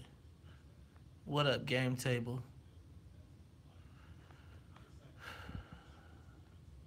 What's up, Bay Area? Shout out to the people watching in the Bay Area. Can y'all share the broadcast? And can y'all tell more people to come? Hi, Kiana. How are you?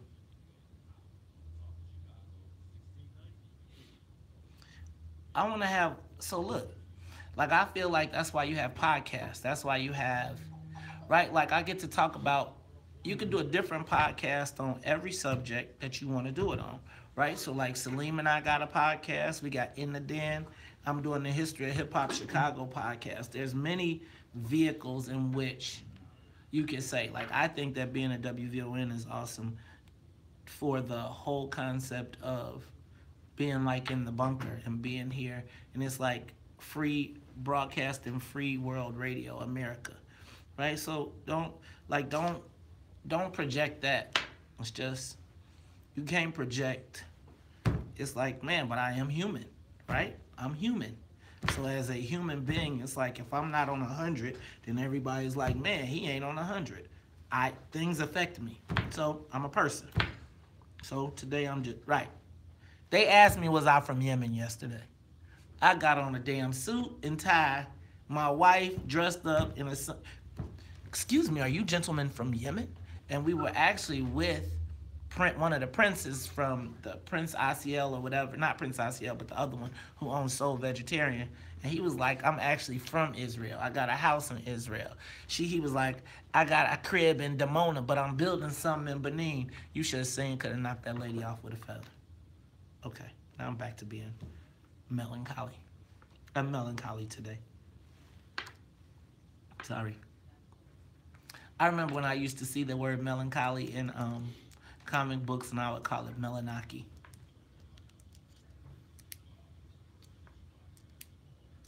So the Israeli consulate is going to be on with Perry today. I actually want to catch them in the hallway and just tell them.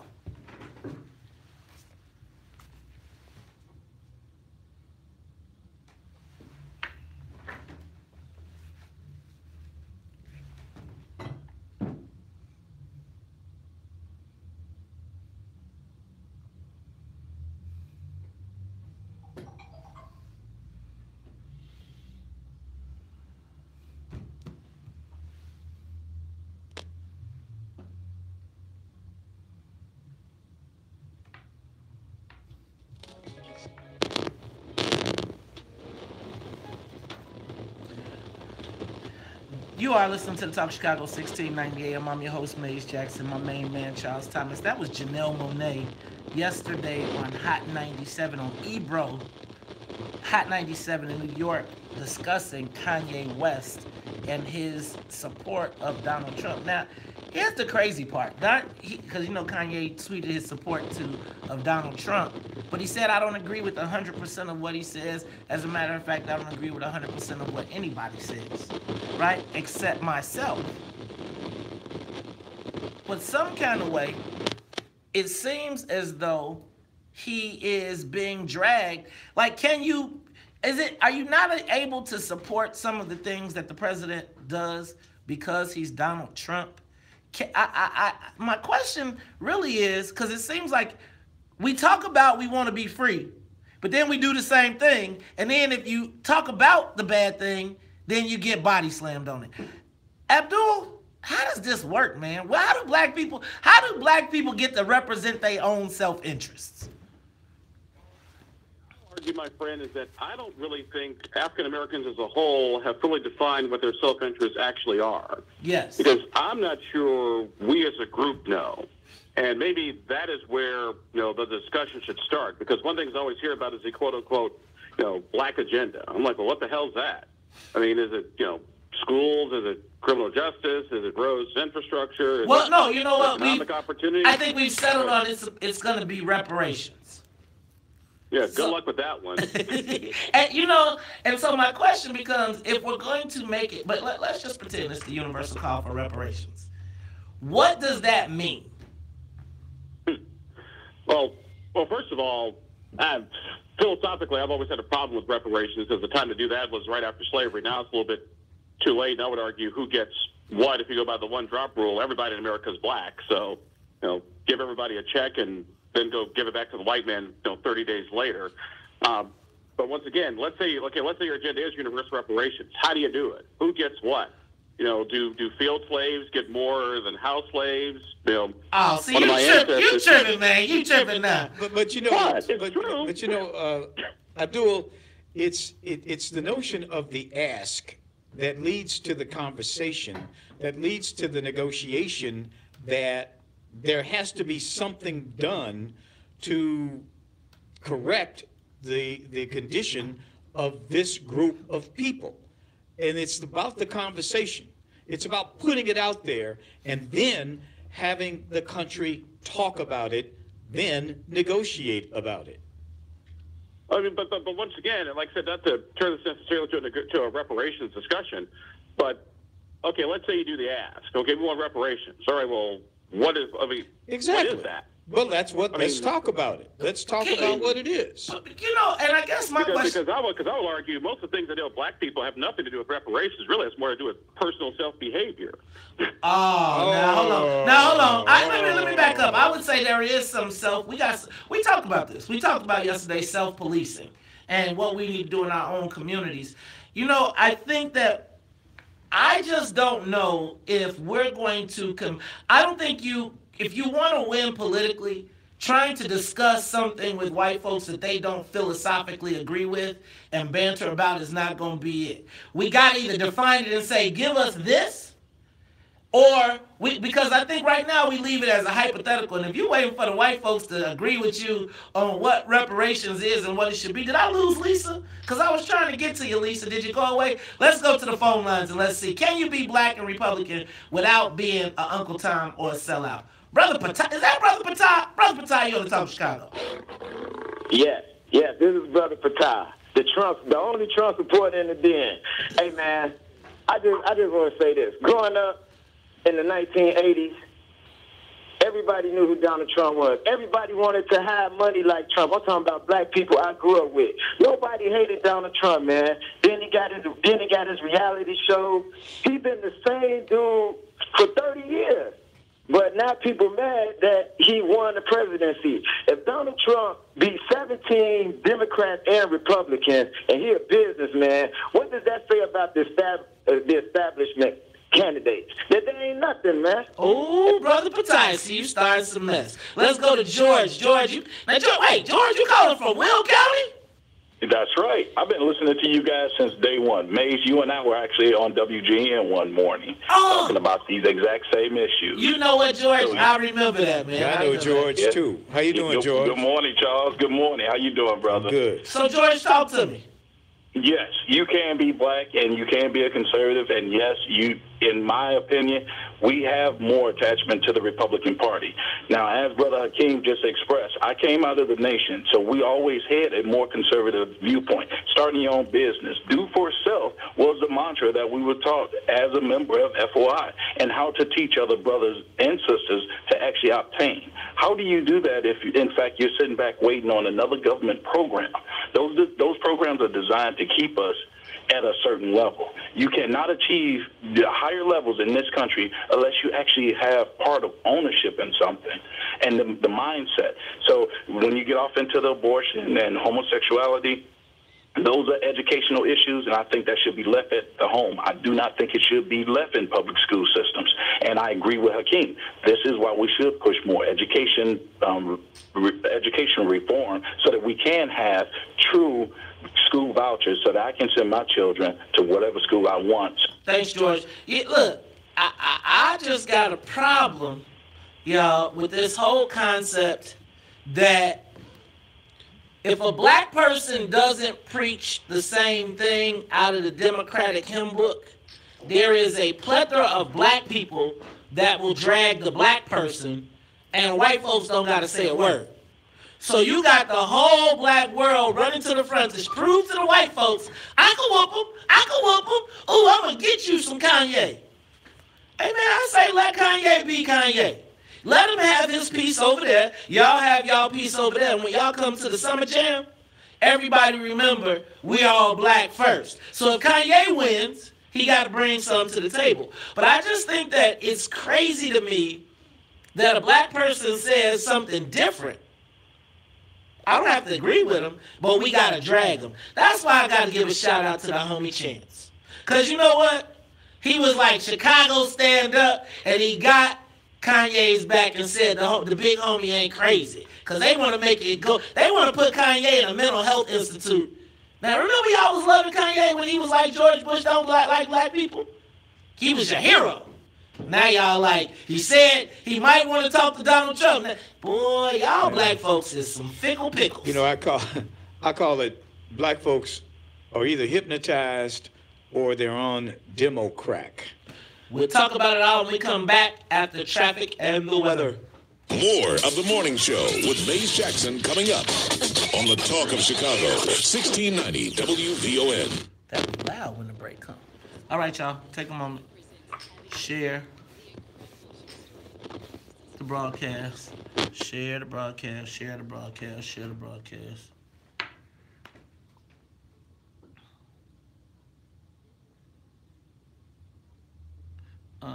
What up, Robin Patrice? What up, Salim Muwakil? Marquin, Mike Brown. Patah, good call, man. Good call. All right, we got a bunch of black conservatives on the phone line. Lisa, you'll be up next. We'll talk to you. I wonder is that my Lisa from the Burbs, Dr. Lisa.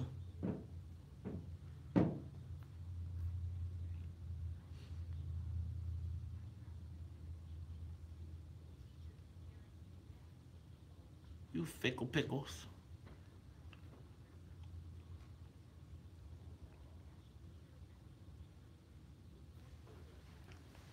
Take a moment, share the broadcast, share the broadcast, share the broadcast.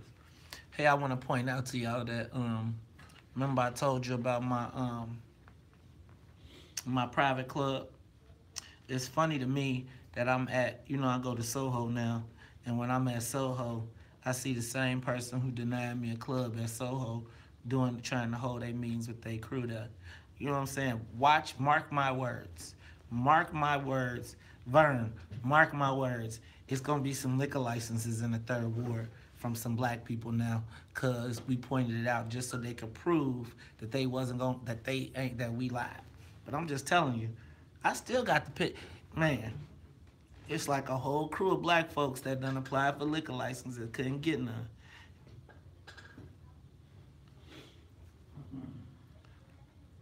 I'd be like, see, if you wouldn't have to be meeting you wouldn't have to be having your meetings at the Soho House, but that's because they took that money. I think your boy Big O probably paid for all their memberships with all that money he took. Did he still get to steal from the kids? How long is the statute of limitations for stealing from the kids? How long is that statute of limitations for stealing from the kids? I don't know, but I want to know.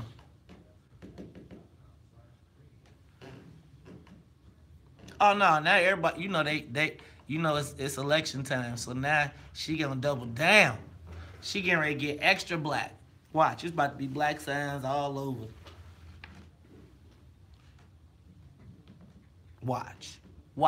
Mark my words.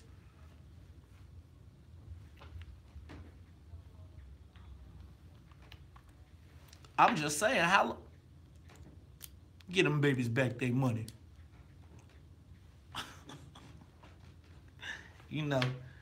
It's that, because the spies gonna run back and tell that.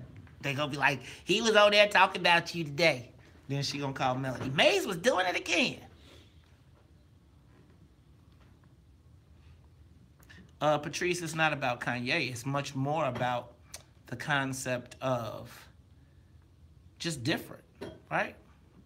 I don't agree with everybody, but I do feel like in this country, we've lost the ability to debate, the combat of ideas, right? Like, I feel like I enjoy a good argument.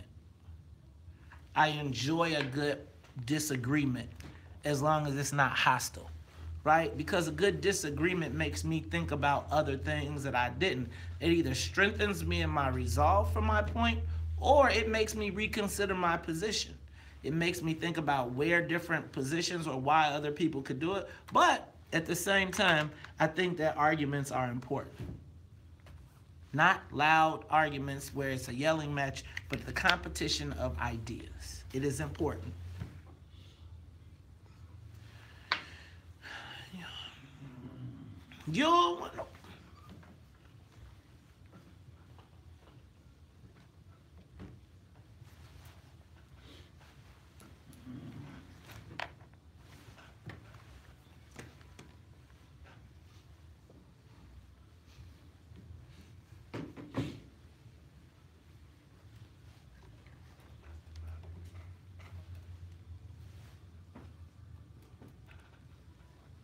You are tuned in to the Talk of Chicago, 1690 AM. I'm your host, Maze Jackson. Got my main man, Charles Thomas, in the building, plus Abdul Hakeem Shabazz. And we are talking about, is it possible to be black and conservative without being considered a coon, a tom, or a sellout? Because the second you say you ain't doing the same thing, people get to dropping you. Kanye said he agreed with, he was friends that loved Donald Trump, and 9 million people stopped following him.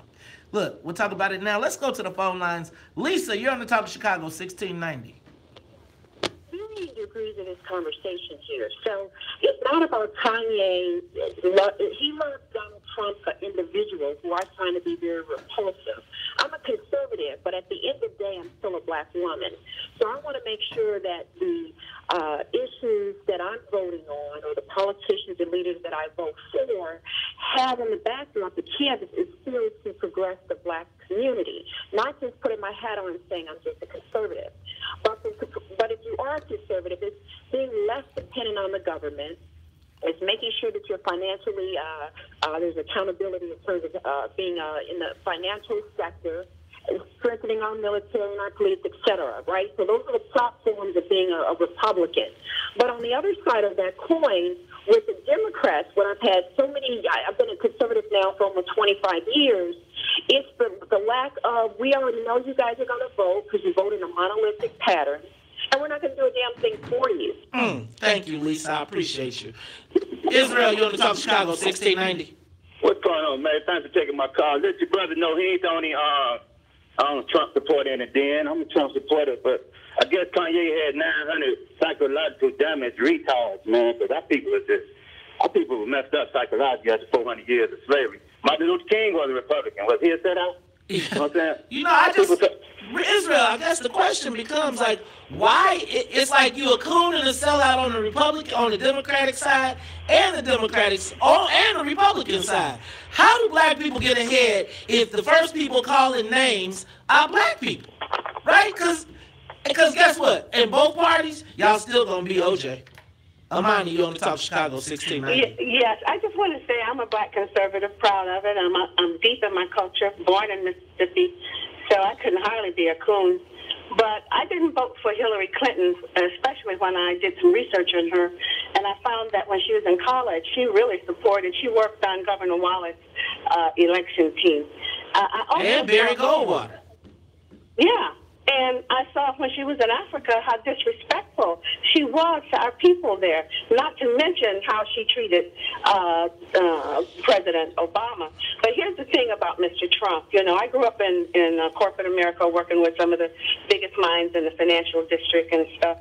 And what I learned from those people, you know, getting the crumbs that fell to the floor, is business is everything. So when Trump started talking about bringing the jobs home, and I know all of us can identify with this, I am tired of calling my bank and going to the Philippines.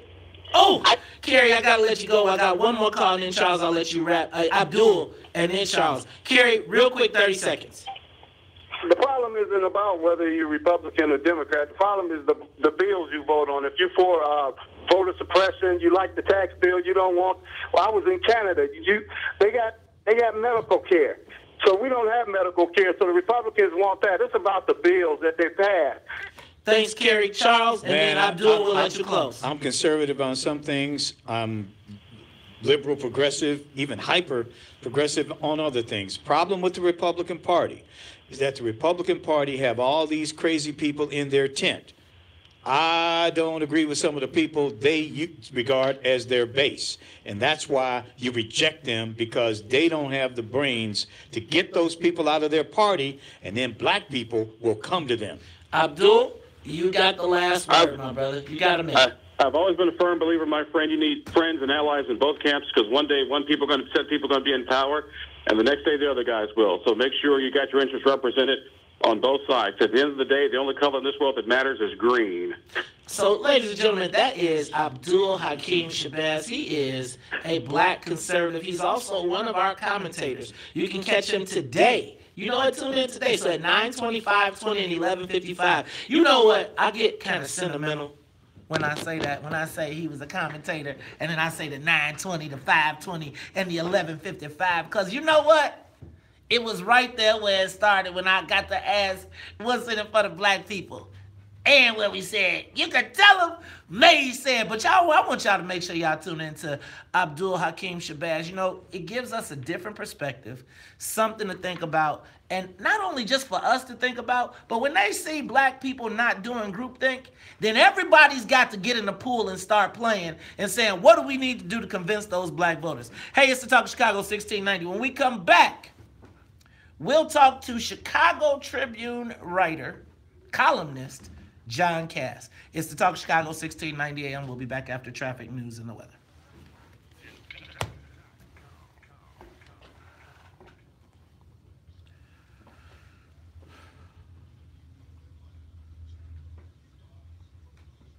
What up, James? What up, Carlton Brown?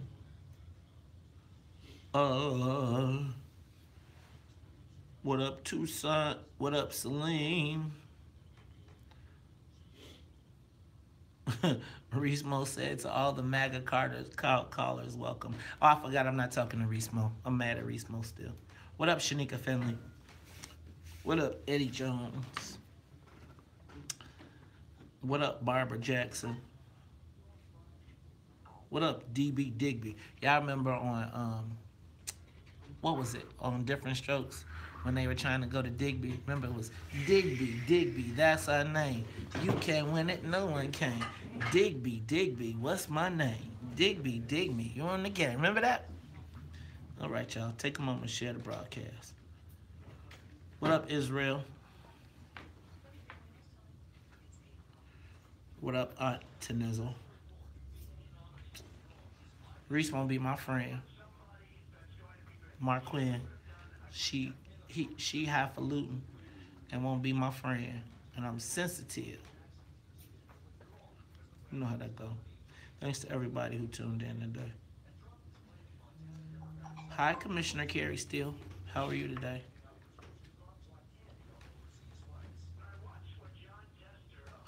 What is I canna? Are you trying to be Willie Wilson?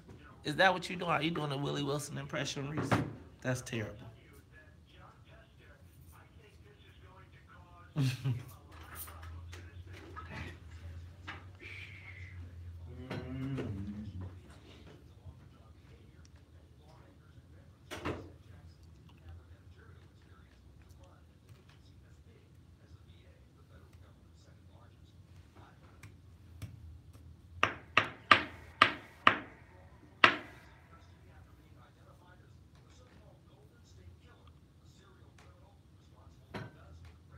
I'm just saying that she wrong. She said I canna. The best one I think I was reading, Mike Brown. It's like, there it is. There it is, Mike. Criminal. Okay, you gotta laugh at it. I was not gonna laugh today. That was what I love. Use a criminal. It's to see it spelled out with no L but a H. I'm sorry.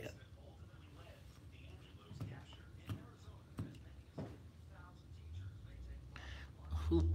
I don't know Jocelyn Hernandez. I like Willie Wilson better. I canna. I think we're gonna have Dorothy Brown on tomorrow.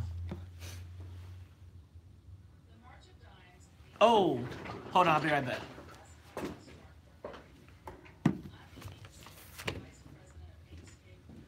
Yes, yes, Cass. Hey.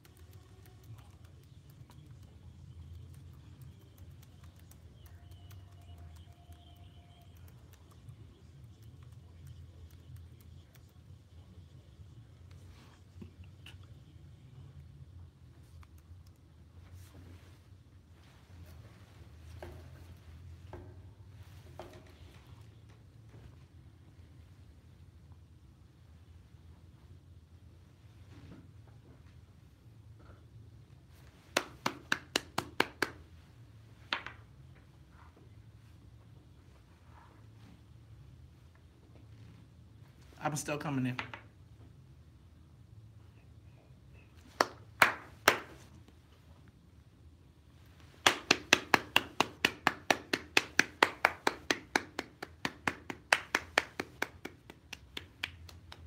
I'm button today.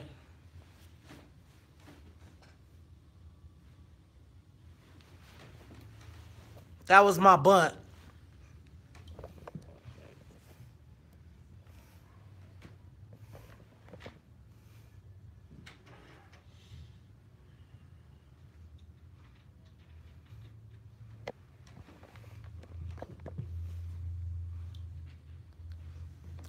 Bunt.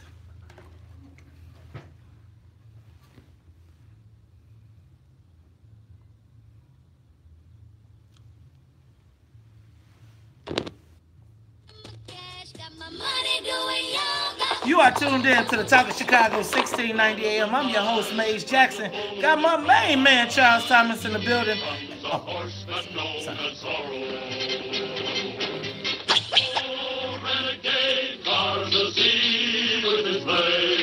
A C that stands for Zorro. Ladies and gentlemen, you are tuned in to the Talk of Chicago, 1690 AM. I'm your host, Maze Jackson. Got my main man, Charles Thomas, in the building. And you know how we do at the top of every hour. Gotta say what's up to the WVON Morning Show team. What's up to Annette Flournoy in the newsroom, as well as Miss Sonia Escobar. But ladies and gentlemen, are you wondering why we are playing the theme music to Zorro? Did you hear that? That sounds like the Z that is being cut by the sword. Ladies and gentlemen, here to explain why we are listening to the theme song of Zorro, Chicago Tribune columnist, John Cass. John, welcome to the WVON Morning Show. Good morning, gentlemen. I got to get myself up off the floor where I was laughing when I heard that Zorro music. now you know, very rarely do people request theme songs when they come in. Tell me about this theme song that you've requested, and why is it germane to today's topic? Well, you know, I've been giving nicknames to politicians for quite some time now, you know, and as Charles knows and as you know, and, you know, with this city ID card and the sanctuary cities, all that coming after the Laquan McDonald thing, and whether he saw the video or not, and why did we delay it till after the election? Mayor Rahm Emmanuel has become something of a Mayor Zorro, no? He's like fighting for freedom and justice against the evil politicians in his black cape and black boots. You know, Zorro kind of cut a certain style, didn't he? Yeah, you know, I get it with the whole Mexican kind of thing working, you know. So yeah. Zorro was a Mexican cat, right? Yeah, he was a Spanish officer who came back to help the peasants against the evil politicians. Right. And so it seems odd that you would juxtapose Rahm Emanuel, because he seems like he might be the evil politician that we need to be saved from. I don't know who's going to save who, but definitely you guys, you know, the reason I wrote that column today, you guys, and then all of a sudden this Kanye West and Chance the Rapper thing blew up. I'm wondering, Kanye's spent time in Chicago, Chance is from Chicago. Do those guys listen? Have those guys been listening to you? You and Charles? Because it sounds like you started something here. You know what? I don't know if Kanye listens, but I got a sneaking suspicion Chance knows very well about us, because his dad, you know, his dad was pretty plugged up, so he knows those things. But John, so for those of you that don't know, John Cass wrote an article about the WVON Morning Show, and it really revolved around Mayor Zorro. Just true confession, I stole the Ron father from John Cass, because he was calling him the Ron father. But you've changed his name. But you wrote a story in the Chicago Tribune in your column today about this sanctuary city deal, or this city ID, and the fact that black folks, no one is really telling the black story. Why is that? You know what? I'm not black. I'm Greek. Right? But I don't know if that means we're white or not. But yeah, I've always been amazed by that. This is a story that's significant to African Americans, particularly in in a city that's going to go through a election process, Ron comes out with this city ID card that's really, they say it's about everybody's available, everybody can get it, but really it's about a political thing to target Latino votes. Whenever you guys talk about it, your board lights up and people want to talk about it, but I haven't seen much in media, Charles. You know, John, you talk about it, you write about it, yeah. But the quote-unquote, I'm quoting Mary Mitchell now, black newspaper, the Sun-Times, which of course is owned by the Democrats, which control the talking points, they don't talk about it. They don't talk about it. What's up with that? I'm waiting for, why doesn't the Sun-Times just endorse Ron Emmanuel now and get it over with? Well, right. There you go. But you know, everybody's got to make a living, man. I'm not trying to, you know, Mary and those guys are working hard, so I'm not going to get into that. But generally, I think, why is it that American news media doesn't want to talk about black feelings about citizenship and this whole open borders thing and the competition between groups? And then, on the other hand, you have the whole left takedown of Kanye West and Chance it's beginning. You know, I guess they're going to lock them up in a mental institution because they're talking about independent thinking.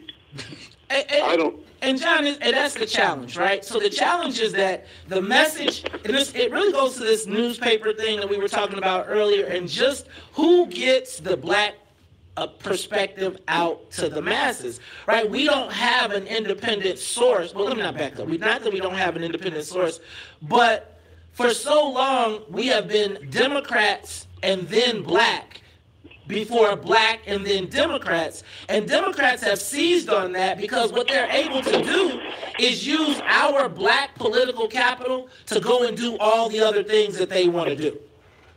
Yeah, it's an amazing story. It's about, I guess, the people are defining the terms for other people.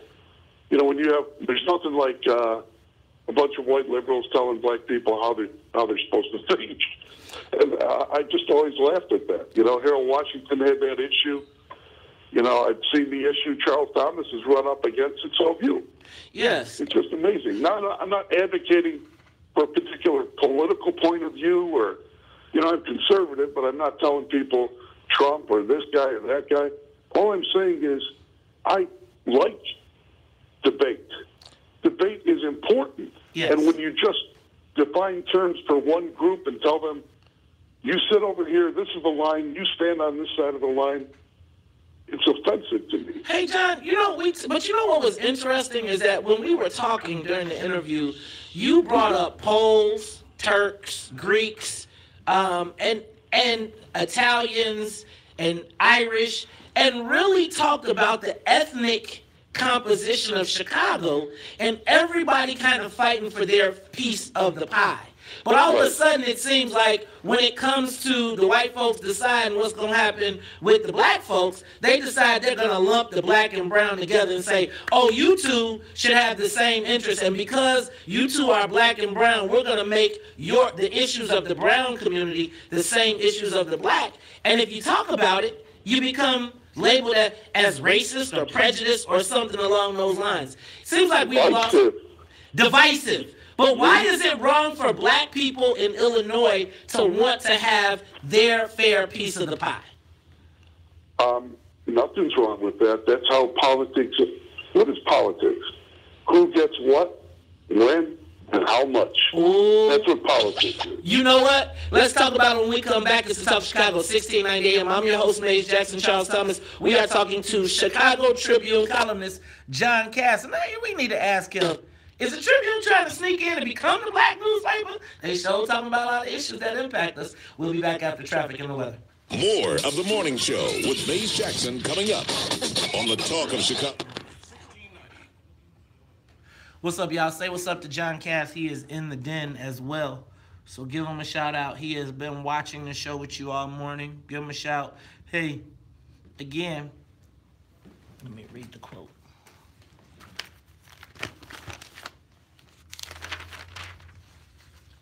Ooh, it was page 2. I'll take that later.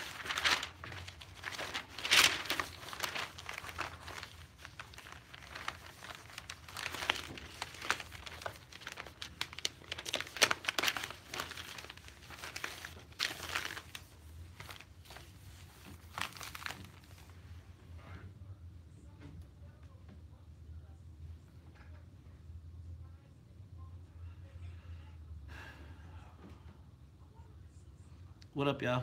Take a moment to share the broadcast. Hip hop camp out. Oh, hip hop camp out. That's gonna be dope for the kids. That'll be dope for the kids. That'll be dope for the kids. Brian, I'll talk to you about it after this show.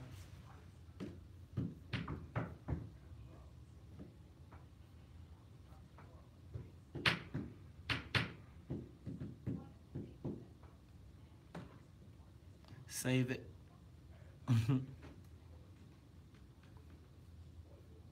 Yeah, I was pretty proud of it too. I thought it was a good one. Oftentimes people take your words and they chop them and they mix them up, but I thought that was really a good one. I appreciated it. What up, Rosita? What up, Tucson? Right, that's why sometimes I just have to check out of the debate, because it's like we talking about apples and oranges. Apples and oranges. We talking about the perception of what's happening, and how it actually happens. Take a moment, share the broadcast, share the broadcast. Ain't nobody playing no damn Cubs album for the Den. But we are having our cookout coming June.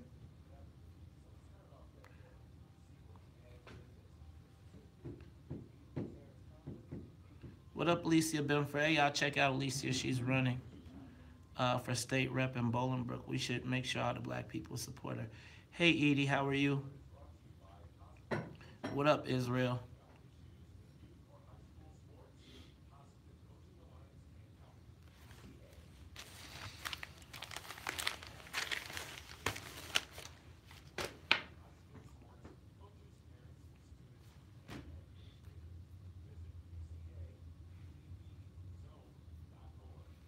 Save it for the pod.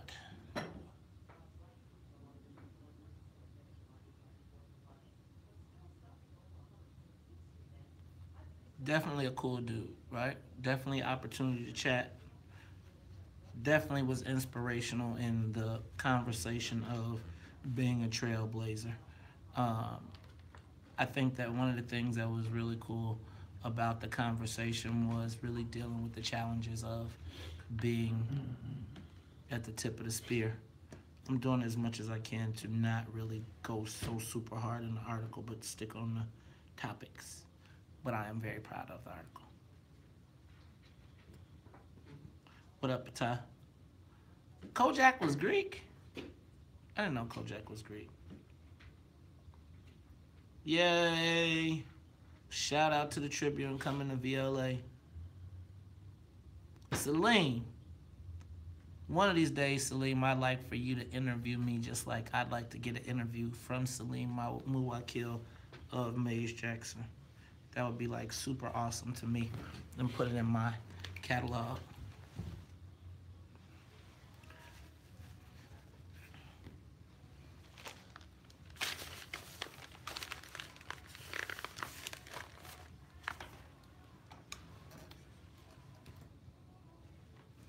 You know, that's nothing, nothing, nothing, nothing.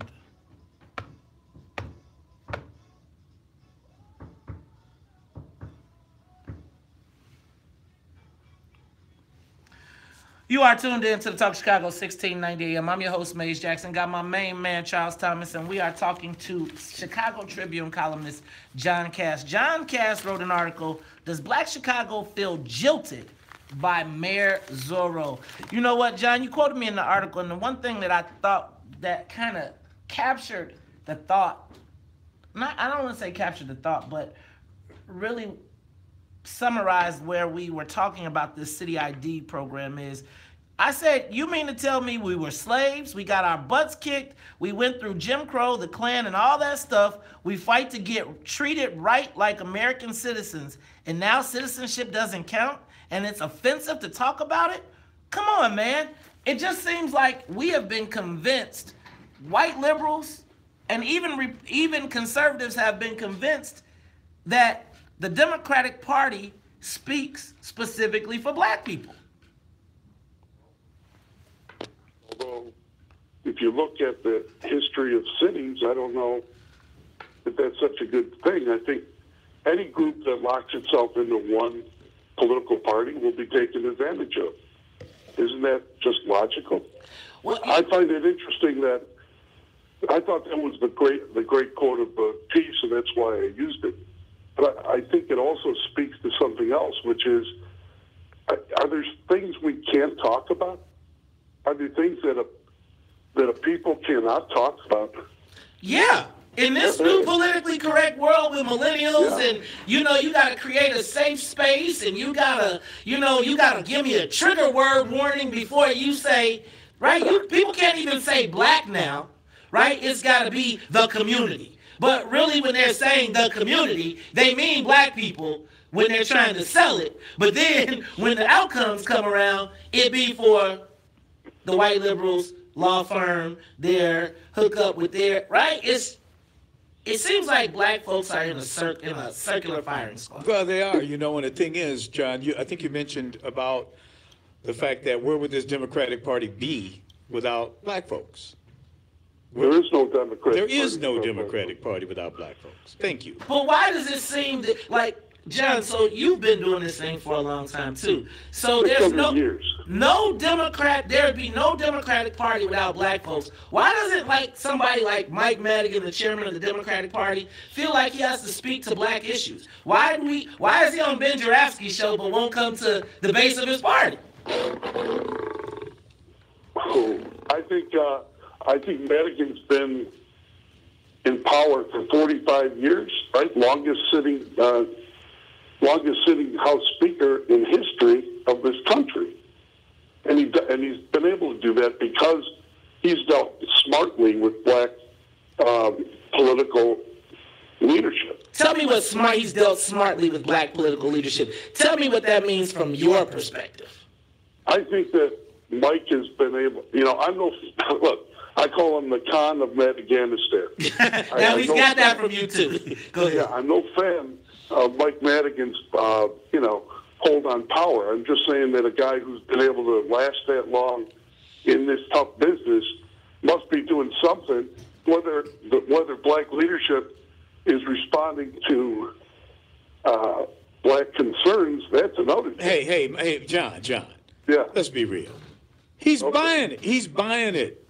He's buying it cheap. He's buying it. He's getting it cheap. You're right, Mace. He's getting it cheap, but he's buying it.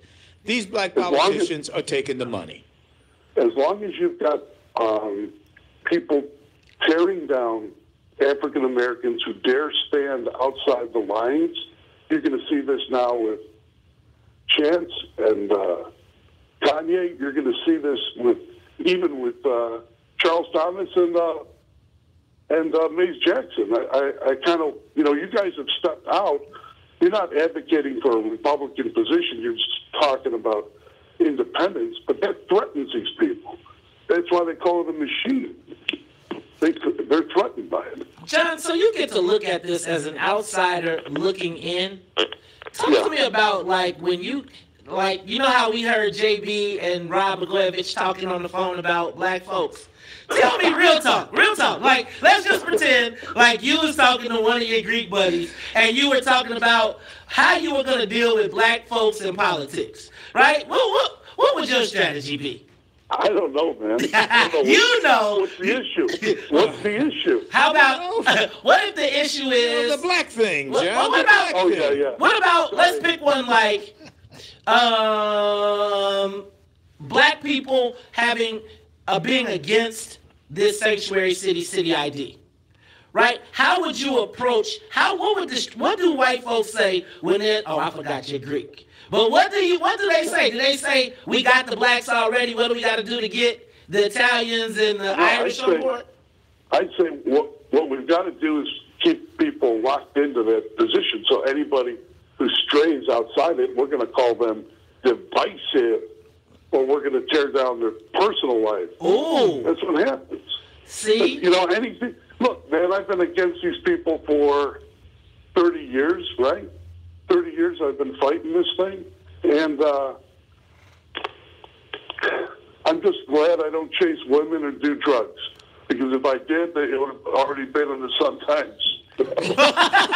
So wait a minute, John, are you saying they play dirty? Are you suggesting? No. I'm saying politics. You know what he used to say, Smith? Charles Noah, so do you. Who used to say politics ain't beanbag? Harold Washington. Boy. There you go. You know what? We got time for one call. Let's go to Robert. Robert, you're on the Talk of Chicago. Keep it quick. You're covering a wide range here. Now, the sanctuary city issue is an important one because it includes everyone except the black community. And like John Cass says he's Greek. What's the nationality of black people? Now, one of the issues that we can cover is the Kerner Commission report. I'm sure John has read that, he understands it, and that we need to, that's our key to our existence. Robert, give me the sanctuary city, quick. We don't got that much time. Come on. The sanctuary city is a detriment to black people, and they're moving to make it a sanctuary state and a sanctuary county. And it does not include the people who built this country, built this city, and everyone else is coming in to take their marbles. John, I'm telling you. Hey, John, let me ask you a question because I'm going to tell you what's getting ready to happen right now.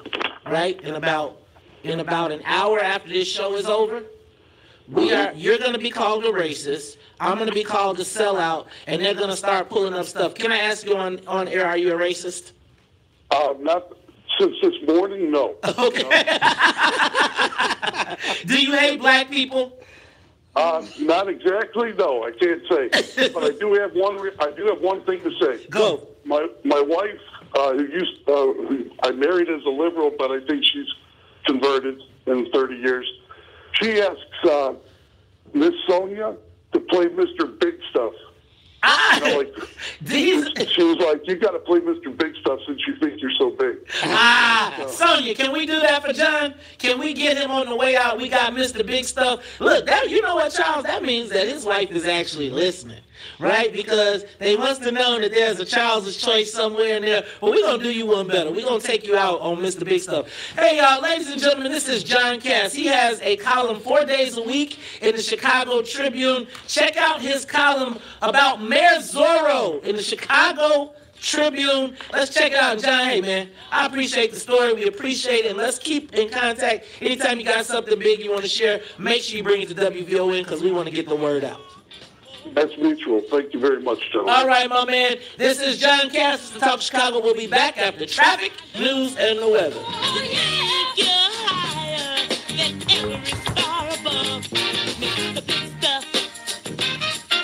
Who do you think you are? Oreo Big Stuff.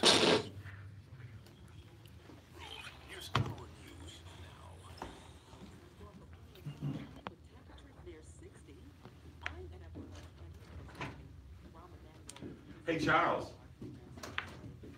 Starting Monday, they're adding a sponsor to the Charles' Choice. Really? Oh my God. Really? Oh man. Really? Community Health Access or something like that. Basically, it's just like, hey, Charles' Choice is brought to you by Community Health Access. Man, I tell you. That's it. That's a trip. Hey, play Tyrone Davis. Baby, can I change my mind? Hey, yeah, that's interesting. That's an interesting note. Yeah. So it's not like they went out of the way and they're getting extra money for it. It's somebody who normally spends money with us and they're just attaching it to something. Oh, really? Yeah. So. So I got a little something else in my bag. Yeah, I'm sure that's what that's going to mean. But I think for like 20 weeks. So every day we'll be saying, we'll open up who it's brought to you, and then you'll do your little Charles' Choice, and then it'll be like a little closed segment. So you got to mention the sponsor twice. Brought to you by. Is that what I said? Something like that. We'll get your copy.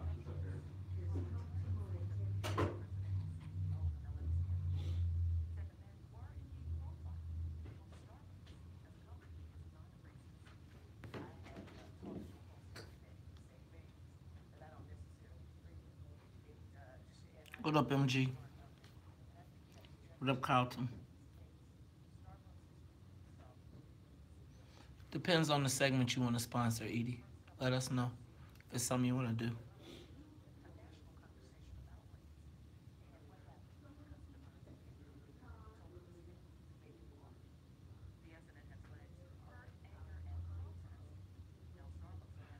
We getting tricked on. God tattletale again.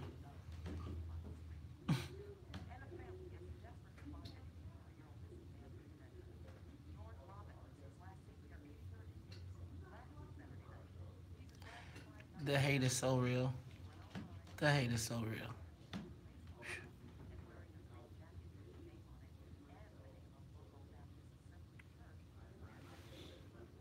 The shade. I'ma stop. I ain't gonna even give it to you. Shade, shade, shade. This radio stuff, boy, I tell you. This radio stuff.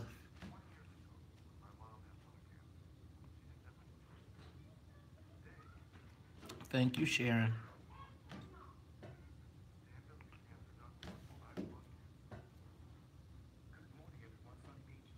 Roberto, I think that's a good idea. I'm gonna talk to the Tribune. I'm gonna hit Bruce Dold up now.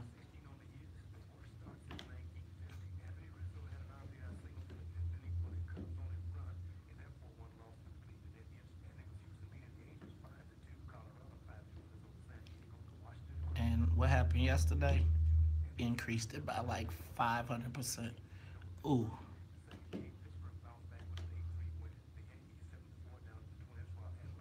Don't buy the trip. Shit, sometimes I ain't had nobody on page 2 consistently. Stop it, Roberto. They put them on because they need to tell us we got to be black again.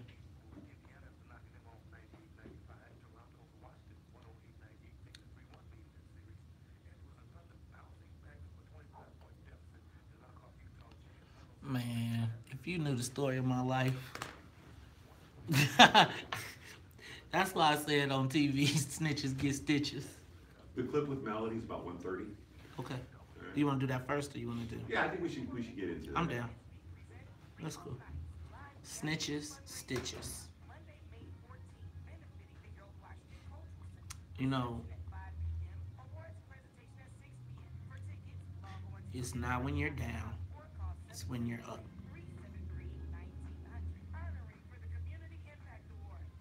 I think that one of the things that I've learned in my life is that everybody loves you when they think you're a victim.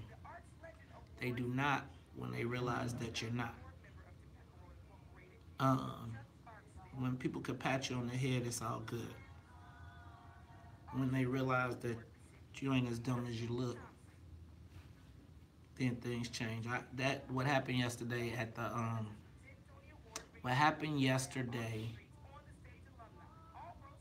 the whole tomfoolery thing, like really tomfoolery? Like really? I hope you do find a new TV show to watch. Chump. I be getting tired of that, man. It's like I try to show love to everybody. Try to be like, hey, is it? Right? And in spite of. And then I'll be the bully. Right? I'll be the bad guy.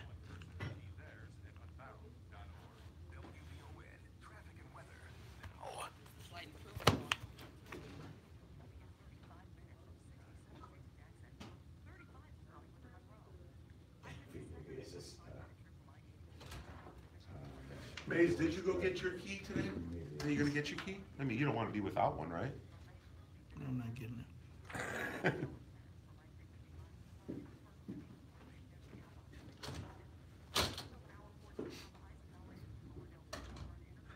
Right, that's it. That's what it is. You know how it go. You can't trip. I just gotta breathe.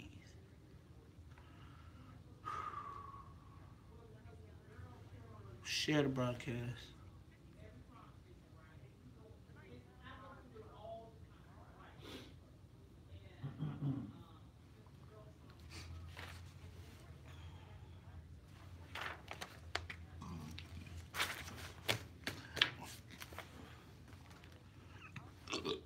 Excuse me.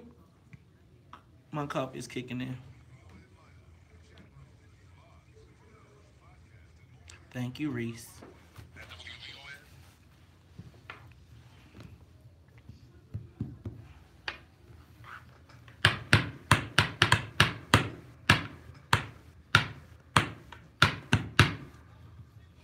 Nah, y'all want me to perform. Everybody want me to dance. Everybody want to be like, it's all good, but then be quiet. Dance when we tell you dance. I'm human.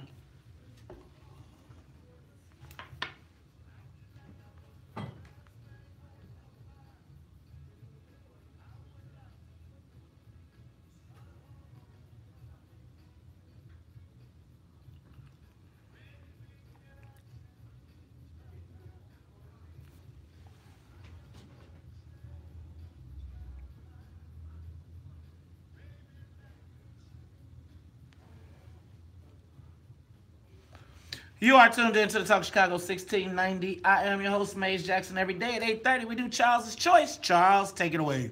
Chicago's very own, the late, great Tyrone, talking about changing his mind. I think a lot of people are talking about changing their minds one way or the other regarding this whole political piece, but we'll see what happens. We'll see what happens. Every day, 8:30, it is Charles's Choice. Tyrone Davis, I think he lived right around the corner from here, man. As a matter of fact, shout out to my man, D.K. Kirksey, CVS. I think he bought Tyrone Davis's old house. Man, you remember Tyrone Davis used to have that big, that Rolls? I don't remember. How that was? I never saw it. You never saw it? Nope. Yeah, I've seen pictures of it. I've never seen it. People talk about it a lot. Every day, 8:30, Charles's Choice. This is Tyrone Davis. Hey, y'all. But I don't know if y'all, am I like a nerd? Because what do they call it, a blurred? Because I watch Chicago Tonight every night. I tape Chicago Tonight. I could see you as a nerd when you were in high school. Definitely. Milk dud too. So yeah, if you watch, I watch Chicago Tonight every single night.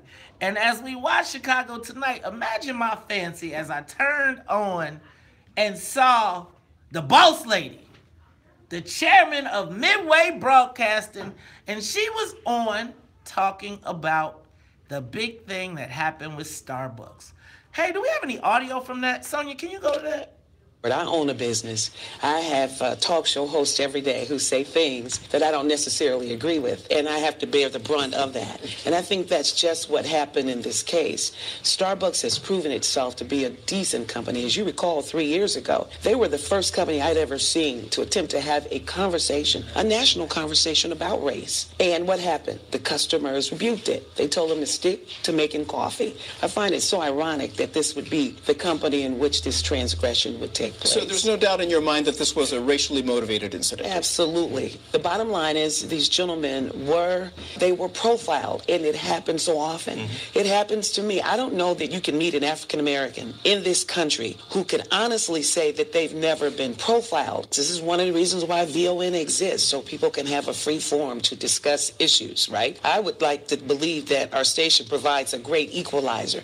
But what we are going to do right now, because of the Starbucks, we are now asking our listeners to send in videos where they believe and explain when they've been racially profiled. Because I think that we need to have a conversation with the American people. You have one group of I can't say all, but a lot of white people don't believe that racial profiling exists. This conversation we're having right now, we need to be open and honest and have conversations about race. When we get to know one another, the world's a better place. When we listen and take into consideration our backgrounds, what we're bringing to the conversation, and be open to doing better and understanding our different cultures. There is beauty in that.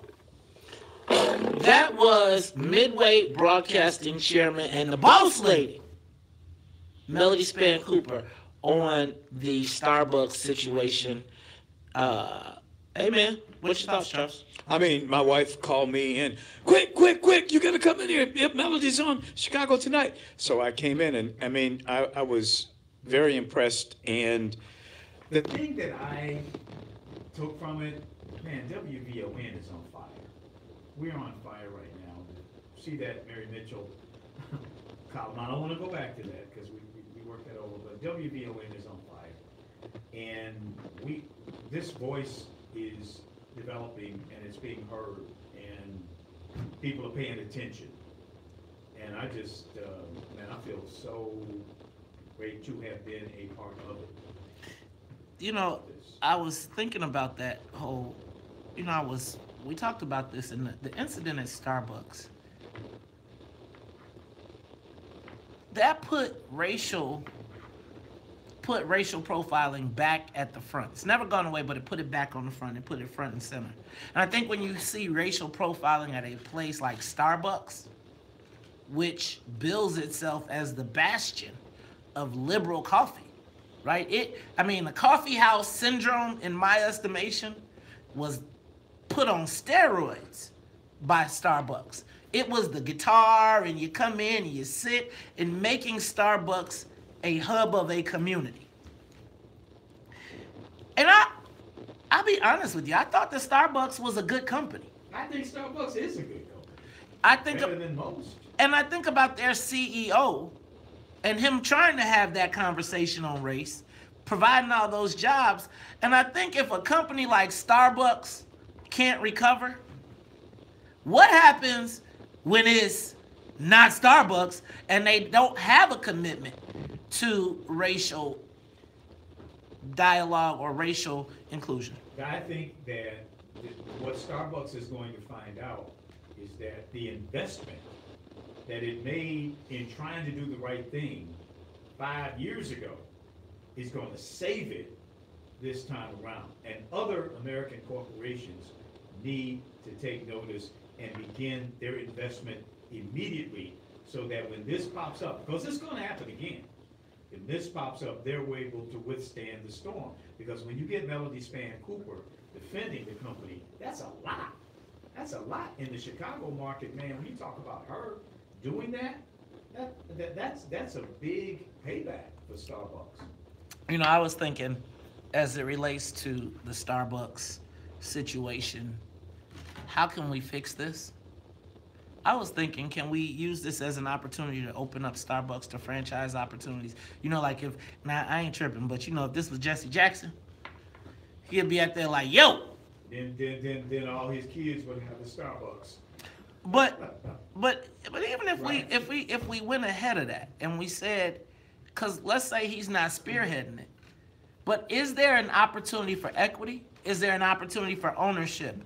You know, I think it was a big deal that the dude shut down, and I think it's through technology. You know, you can do Facebook Live and broadcasting to every store. But I do think, I don't recall ever seeing anybody saying, I'm shutting my whole joint down. That's what I'm talking and about. having racial now again, I'm not saying that we all got to go back to Starbucks, but I think one of the challenges that we have in the black community is when the person that's willing to listen to you or to work with you says they're gonna work with you, then we kick their butt even more. Meanwhile, the dude that says I could care less about you, we go shop at that store. And so it's like, you know, H&M, remember that? Remember how everybody was the monkey baby? Now everybody, man, I told you I went by H&M, everything is packed up. Everybody packed. But that's the beauty of what Melody Span Cooper did last night. She said, oh, wait. And you do have to wait, and you do have to look at the record, and you do have to make the right consideration instead of this emotional, you know, condemn this entire company for what this one manager did in Philadelphia. Right. And when she said the whole part about, you know, I have talk show hosts that say things every day that I was kind of like, who you talking to? Are you talking to me? You know what? Look, it's the Talk Chicago 1690 AM. We come back, Charles. We're going to wrap it up. We got to talk a little bit about Bill Cosby. Cosby is, you know, his fate could be decided right now, as well as, check this out. Did you hear? Probably didn't hear, but Russell Simmons, the rape case charges got dropped. That's kind of burn up after he gave up all his company stuff. We'll talk about it all when we come back after traffic and the weather. More of the morning show with Maze Jackson coming up on the Talk of Chicago, 1690 WVON.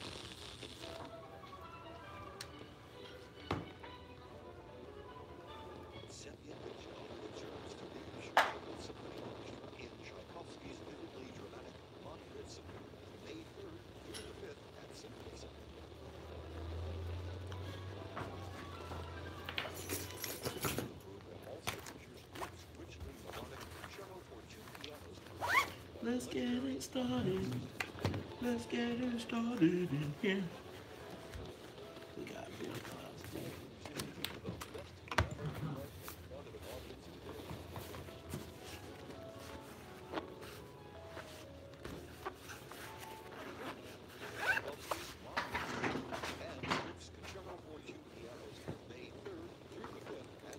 What up? What up? What up? Take a moment. For tickets, visit cso.org. WVON Speak System Week is back again in 2018. It's our annual evening of Take a moment. sisterhood for today's female professionals and Hope y'all enjoyed the show today. May 9th. Watch In the Den tonight. Watch Intergenerational Conversations tonight. We'll talk a little bit more. Get a little crack-a-lacking. Also, don't forget Saturday, be interviewing Crucial Conflict, History of Chicago Hip Hop podcast series. And that won't come on consistently, that'll come on every now and then. Take a moment, share the broadcast, check out programming. It's the Maze Said Network. Let's get it cracking. Let's get it started. Let's get it started in here. Hey, what's up? I gotta get out of here real fast. Okay. Maze, I got a quick question for you. I got a caller who wanted to confuse me about something. 740 East 56th Place. Our reception starts at 6 p.m. and our program will begin promptly at 7:30. Get your advance tickets for only $60, which includes a copy of Lewis's best-selling book, The Mother of Black Hollywood. Log on to WVON.com and click the Speak Sister Speak banner. Hurry, this event will sell out.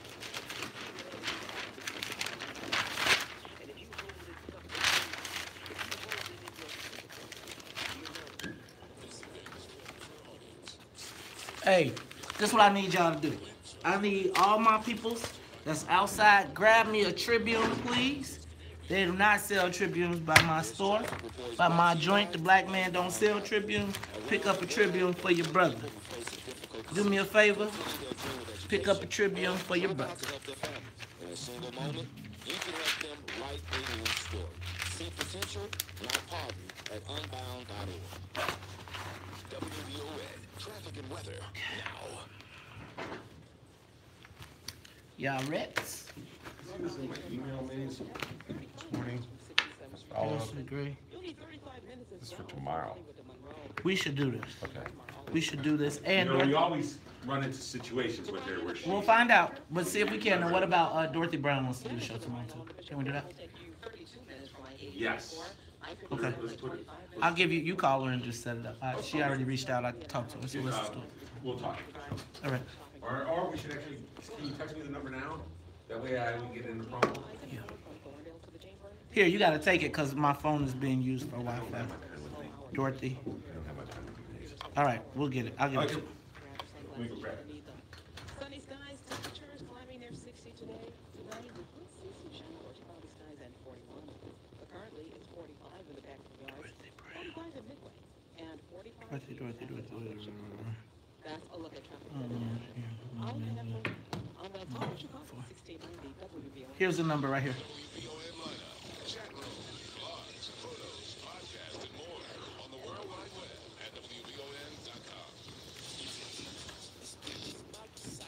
I think it's very idle. To rock around, that's right, on time. It's tricky, tricky, tricky. It's tricky to rock around, that's right, on time. It's tricky. Tricky, tricky, tricky. It's tricky to rock around, that's right, on time. It's tricky. Tricky, tricky, tricky. I met this little girlie. Her hair was kinda curly. Went to our house to bust her out. I had to leave her early. Those was really sleazy. All they just say is please me. Or spend some time and rock around. I said it's not that easy. It's tricky to rock around, that's right, on time. It's tricky. You are tuned in to the Talk of Chicago, 1690 AM. I'm your host, Maze Jackson. Got my main man, Charles Thomas, in the building. Charles, we are wrapping up the show. Good show today, man. but before we get out of here, man, a couple things that caught my attention. First, this Bill Cosby trial, man. He is gone out to jurors, and I'm still a little nervous for my man. Apparently, the jury is asking questions of the court, which I think for a defendant is generally a good sign. That they're trying to figure it out, that it's not cut and dry. So, I mean, maybe that's an encouraging development for Bill Cosby, but he's still got to get through this whole. He's got to somehow navigate this whole Me Too thing that has happened since his first trial, and that's going to be the bottom line. Man, I sometimes I know I'm not supposed to like Bill Cosby. I know that I just hope that he does not become the sacrificial lamb for Me Too. So, now we've heard stories of testimony of this young woman conspiring. Like, maybe there's a case out there, right? He already got proven not guilty, or was it a hung jury last time? So they're retrying the case. And it just seems like the best way to put this thing to bed would be to put an 84-year-old black man, famous, in jail. And then they could be like, see, we solved it all. As if Bill Cosby, meanwhile, Harvey Weinstein somewhere making movies right now. Somewhere on the beach. On the beach. France, south of France. In sexual, I mean, this dude was a serial rapist, and he is on the beach in the south of France getting sexual rehabilitation. Yeah, somebody got to do his time. They're trying to get Bill Cosby to do his time. That's a good point. They trying to get Bill Cosby to do everybody's time, and then again, I don't want to discount the women in this case. I just hope that there is a better example. Let me take this last call, and then we're gonna wrap it up. You're on the I can't see. Caller, you're on the live line.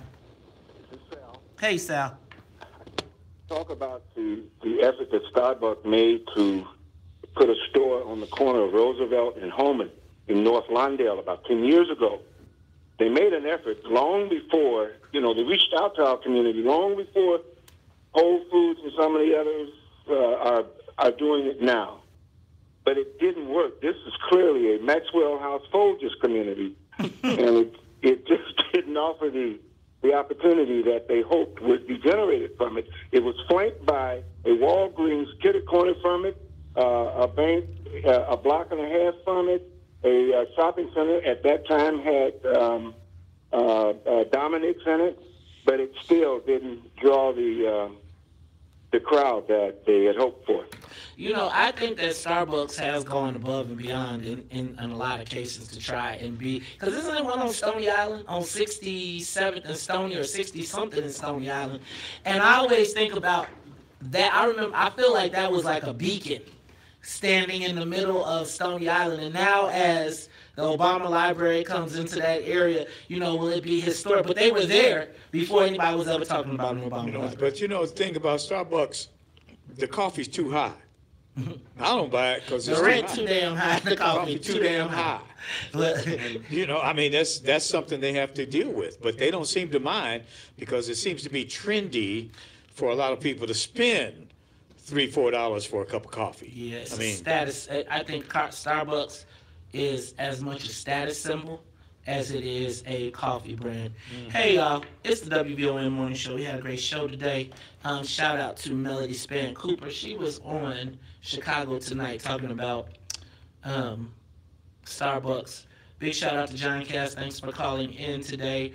We got, I think this whole Kanye debate, these conversations that we've had about black people, free thinking, having a different kind of thought process.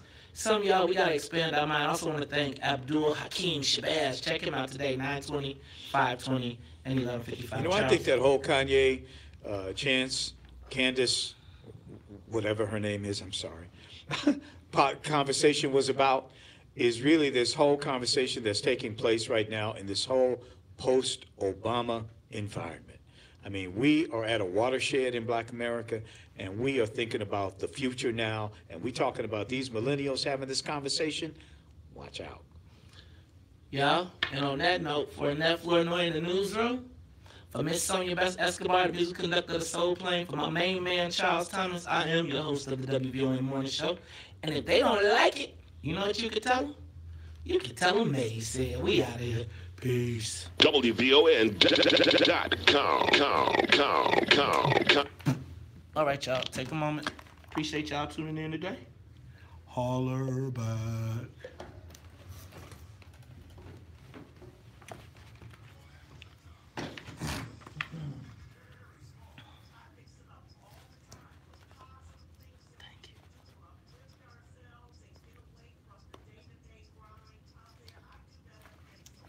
All right, y'all. Holler back at y'all tomorrow. Everybody go pick up a Chicago Tribune. Go to page 2. Check it out. Really great article. We'll talk about it later on today.